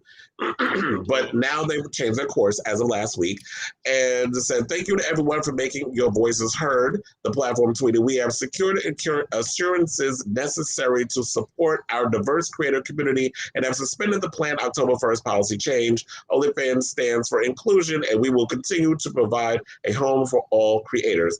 Now, I call bullshit on all of this, because y'all were talking about the banks and the Christian people and all the other people who were having a hand in wanting to change your course and wanting to allow more creative content, which I thought that's what Patreon was for. Like, it wasn't that what people who do what we do? Like, you go and you do Patreon, or you would do super chats, or you could do whatever the case is. You make your money that way. You don't need an OnlyFans to put like a talk show, whatever the case that is on there. But it's funny because, you know, with a lot of people I know who work in the adult film industry who have been using OnlyFans as a platform, some were panicking, a lot of them, which I don't know why, when we had Just the Fans and For My Fans, which were two other sites created by people within the gay porn industry. So the gay porn community wouldn't have been as affected if you had used all three platforms. Now, the heterosexual community may be, because I heard that, oh my God,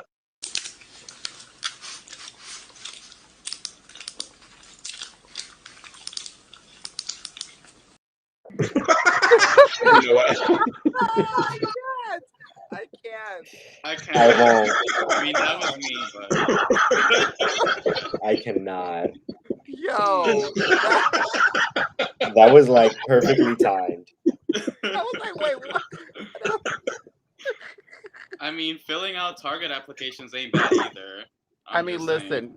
Luckily, for all the people who has nothing else to offer but dick and ass, your job is safe. Don't worry, because that's all you have to offer. Those are the ones that are panicking. The ones that ain't Don't come at me like this. We're supposed to be co-respondents. Don't come at me like this, okay? You know what? I apologize, but I'm happy that your job is safe. It's funny though because like they really like tried it. Like Chris said, they used people to build their fan base and everything, their clientele, and then they were just ready to drop them like a dime. They made I know money. people Yeah, who they know they I know where they made their money from. I know people who personally were like, I'm going to create my own site and like do this or whatever, and it's gonna be the same thing except that it's gonna be like by the content creators for the content creators. Like people are really like it's starting like a new hustle. I've seen, who was it? I think it was some rapper who started one. I want to say Tiger. Could be no, it is Tiger. Yeah, Tiger started one. Yeah. Tiger started one. I know someone personally who started one, and like it's just opened up a new world. Like these websites are gonna drop like crazy. Agreed. And I agree with that.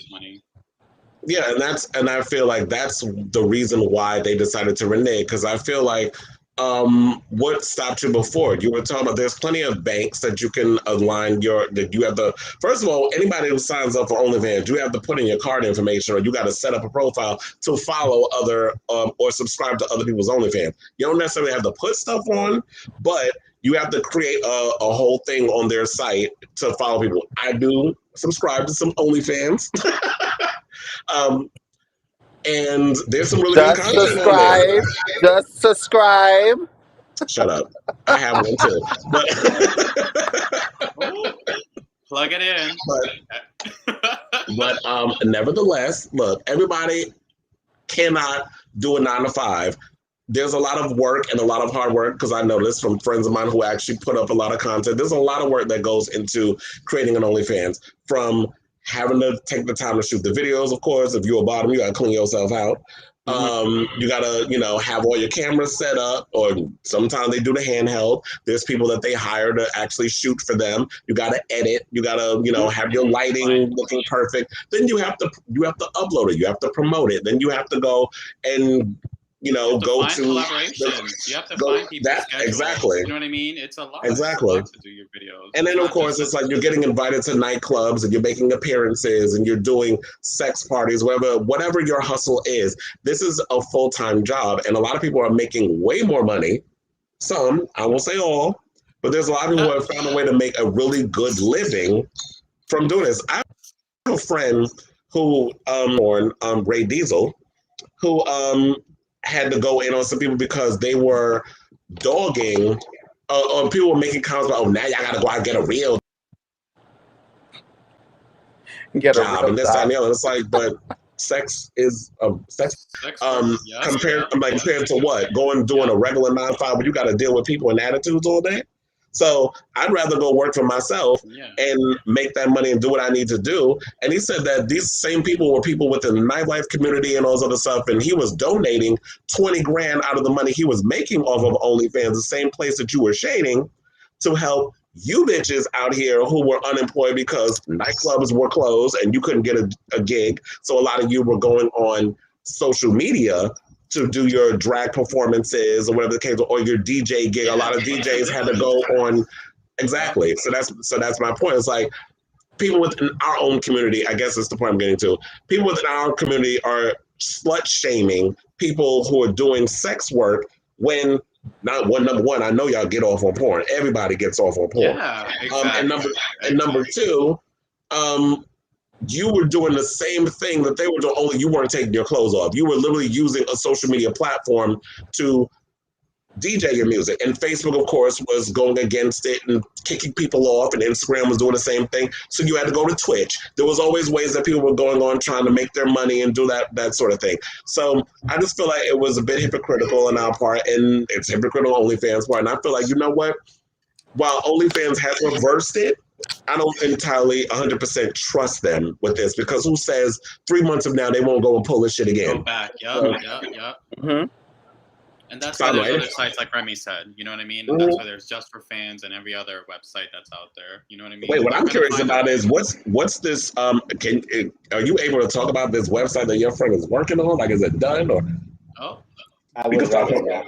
I would rather not say. We could start promoting. No, I would rather not say, and I'd say off camera, but. I'm not plugging anyone's brand. Yeah. Right. Okay. We got to get a sponsorship first, guys. Yes. Oh yes, we definitely. Well, yes, we definitely going to start working on those, because sponsorships is definitely in the future. About it. Okay. I don't know, anybody else got anything to add to to this whole OnlyFans debacle before we move on to the final topic? No, just congratulations, y'all. Keep your jobs. Yeah, keep it right, keep it tight. Always trying. Okay, so the last topic we're going to get to is Lance Bass wants to do an all-gay version of The Bachelor. Now, he recently told Variety, he says, if you want the most dramatic season ever, do an LGBT version. I think maybe it's time for The Bachelor to do a gay Bachelor. I think that would be so much fun, and I definitely know a host if you need it. Not you. You can host. I mean, I'm available too. But anyway, it says, I have not talked to anyone about that, but I would also be down. I think it's so needed. I love the fact that they're really branching out. They're doing the seniors next. We'll watch a bunch of, okay, whatever. So we're going to watch The Bachelor Sing a Living Edition? Okay. Does anyone not remember 2007, A Shot of Love with Tila Tequila? No. Let's not. We've been there already. We've been there. We've done it. It's been done. Hold on. It's not A Shot of Love. A shot of what? Tequila? Yes. Don't mind if I do. Well, this is called Drinks and Drag, so. Well, yep. Hold on, let me take my. Wait, what happened to Remy? Where are drinks? Where are our drinks? I was like, I thought we lost you. No, I was saying it's been done. So it's not like, oh my God, you guys should do this. It's been done before, and Lance Bass is probably not the first. Well, clearly Lance Bass is not the first person to pitch this. You're right. Maybe different format. Y'all seem to forget that, or maybe people seem to forget, but he hosted a show called Finding Prince Charming on Logo. So this is not your first time that you've hosted a gay Bachelor type of show. Right. Do I think that The Bachelor needs to do a gay version? No, because I can't stand The Bachelor. So I'm not going to watch it whether or not they put gay people on it, a straight person. I didn't watch it when they put a black man on there.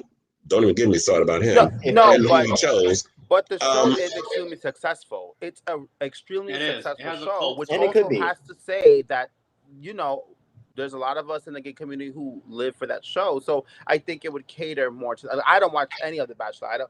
The only kind of Bachelor type of show that I like that was always into was Flavor of Love. Other than that, don't give me nothing. Me too. I love Flavor of Love. I love New York. I love New York. Rock of Love. Yes. I watched all of that. Those were cute. But Flavor of Love takes the cake, and that was what I catered to. I know The Bachelor is successful. So on season like 25, it's been on for freaking ever. Like 85. Most of my friends that I know, guys and girls, watch it. They're like home, like, oh, like how most of us do when Drag Race on. Like, oh, I'm not going out tonight because The Bachelor's on. I'm like, really? But I don't watch it. So I'm with you, Chris, when it comes to like, I don't care. Don't put it on. I mean, if you do it or you don't, I care less. But I think what Les Vance is saying is, let's do a gay version to it because the show is successful. The gay community Drama. definitely watches it. So why don't we Right. do one for our community? So I don't. Yes. He was it right. He may was right work. about the You'd be drama. surprised. Like, it may no. work. Like Chris said, I don't think they should do a season specifically for that. But the same way that Drag Race was structured around the top model and this, that, and the third, or whatever else it was structured around, they should do that. Make it its own show. Switch it up. Maybe one season it'll be a gay guy. Maybe one season it'll be a lesbian. Maybe one season it'll be this. And then, That I'm with. Now that cater to the idea I'm LGBT with. I actually like cater to the that. community. I actually like that, where it's basically LGBTQ. So each season we have a different person under the LGBTQIA spectrum, and we do a bachelor version. I think that is a perfect idea. Well, Yeah, I do have the agree name with for it already. To I trademark agree with this. Okay, Nadine guys? though, when she said Bachelor needs to end. So I agree with Nadine on that. You ready This for coming this? from You ready? this coming you ready from the to lady who's trademark looking this? for a bachelor. I need a lawyer present because I want to trademark this name. We need to call it the Snatchler because that's what needs to happen. We need the Snatchler, okay? That's what we need. Your grand prize is the snatch. You know what I mean? And that's it. That's it. Somebody trademark that, please. Let's. Well, you know, or maybe we could do, or maybe it'd be more interesting if they did a show like Love Island, but with LGBTQ people. Just stick them on an island, see if they find love. You know, I did love Orgy Island to me. I did That's love what it Are You sounds the like. One though. I liked Are You the One when they did the queer season. Sounds like You are Orgy not the Island. one, so I don't watch it. Sounds like Orgy Island to me. I don't know. But I do think that it's a concept long overdue. I do think that there needs to be more queer representation in the reality world. It's slowly happening within scripted television. I'd be here for it. Like I want to see different ideas, different aspects of in the reality TV world of gays finding love and not finding love, or just fucking like look. Don't they have a show on one of them streaming services about fuck boys or something or another? Why can't we get a gay version of that? There's plenty of fuck boys that It's on HBO.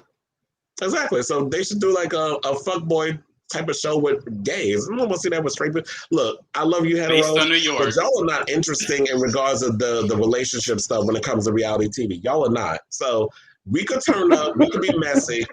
We could turn up, we could be messy, we could do all that stuff. But I know like the gays were like, oh, you're sending us back 40 years. Just shut the fuck up and don't watch. That's all I gotta say.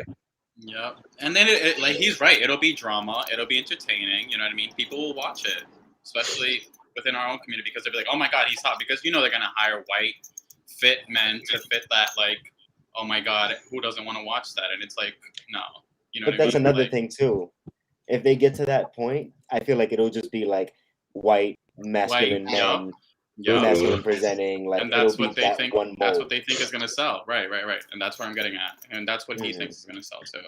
So, especially when we're in an era of a lot of people crying for more diversity on TV and in film. So to just do an all white, a bunch of the same typical Chelsea Queen type or West Hollywood gay, if you have that specific look, then it's going to be boring. Well, that's the problem. Well, you just said something that's such a big deal right now. You just said something. We want something with more different than that style. We do, but if you look at it, where do we run to? The ones that look like that. Like that's what sells the most. I'm not saying we don't need no good. I'm not saying I don't want to watch no eye candy. We could definitely have eye candy, but why we can't get Tyrone who live in Harlem, or why we can't get what I'm trying to say. Antonio from Washington Heights? Like we need some of that up in there too. I know him. We need some of them right now. Or Tony from Dykeman. Hey, don't bring in Tony from Dykeman. That sounds right up my alley. I think. Are we going there tonight? Are we all going to? He was in your alley, girl. We're going over here. Okay. On that note, I think we have come to the end of the show. Bitch, we did over 2 hours, which I knew it was going to be.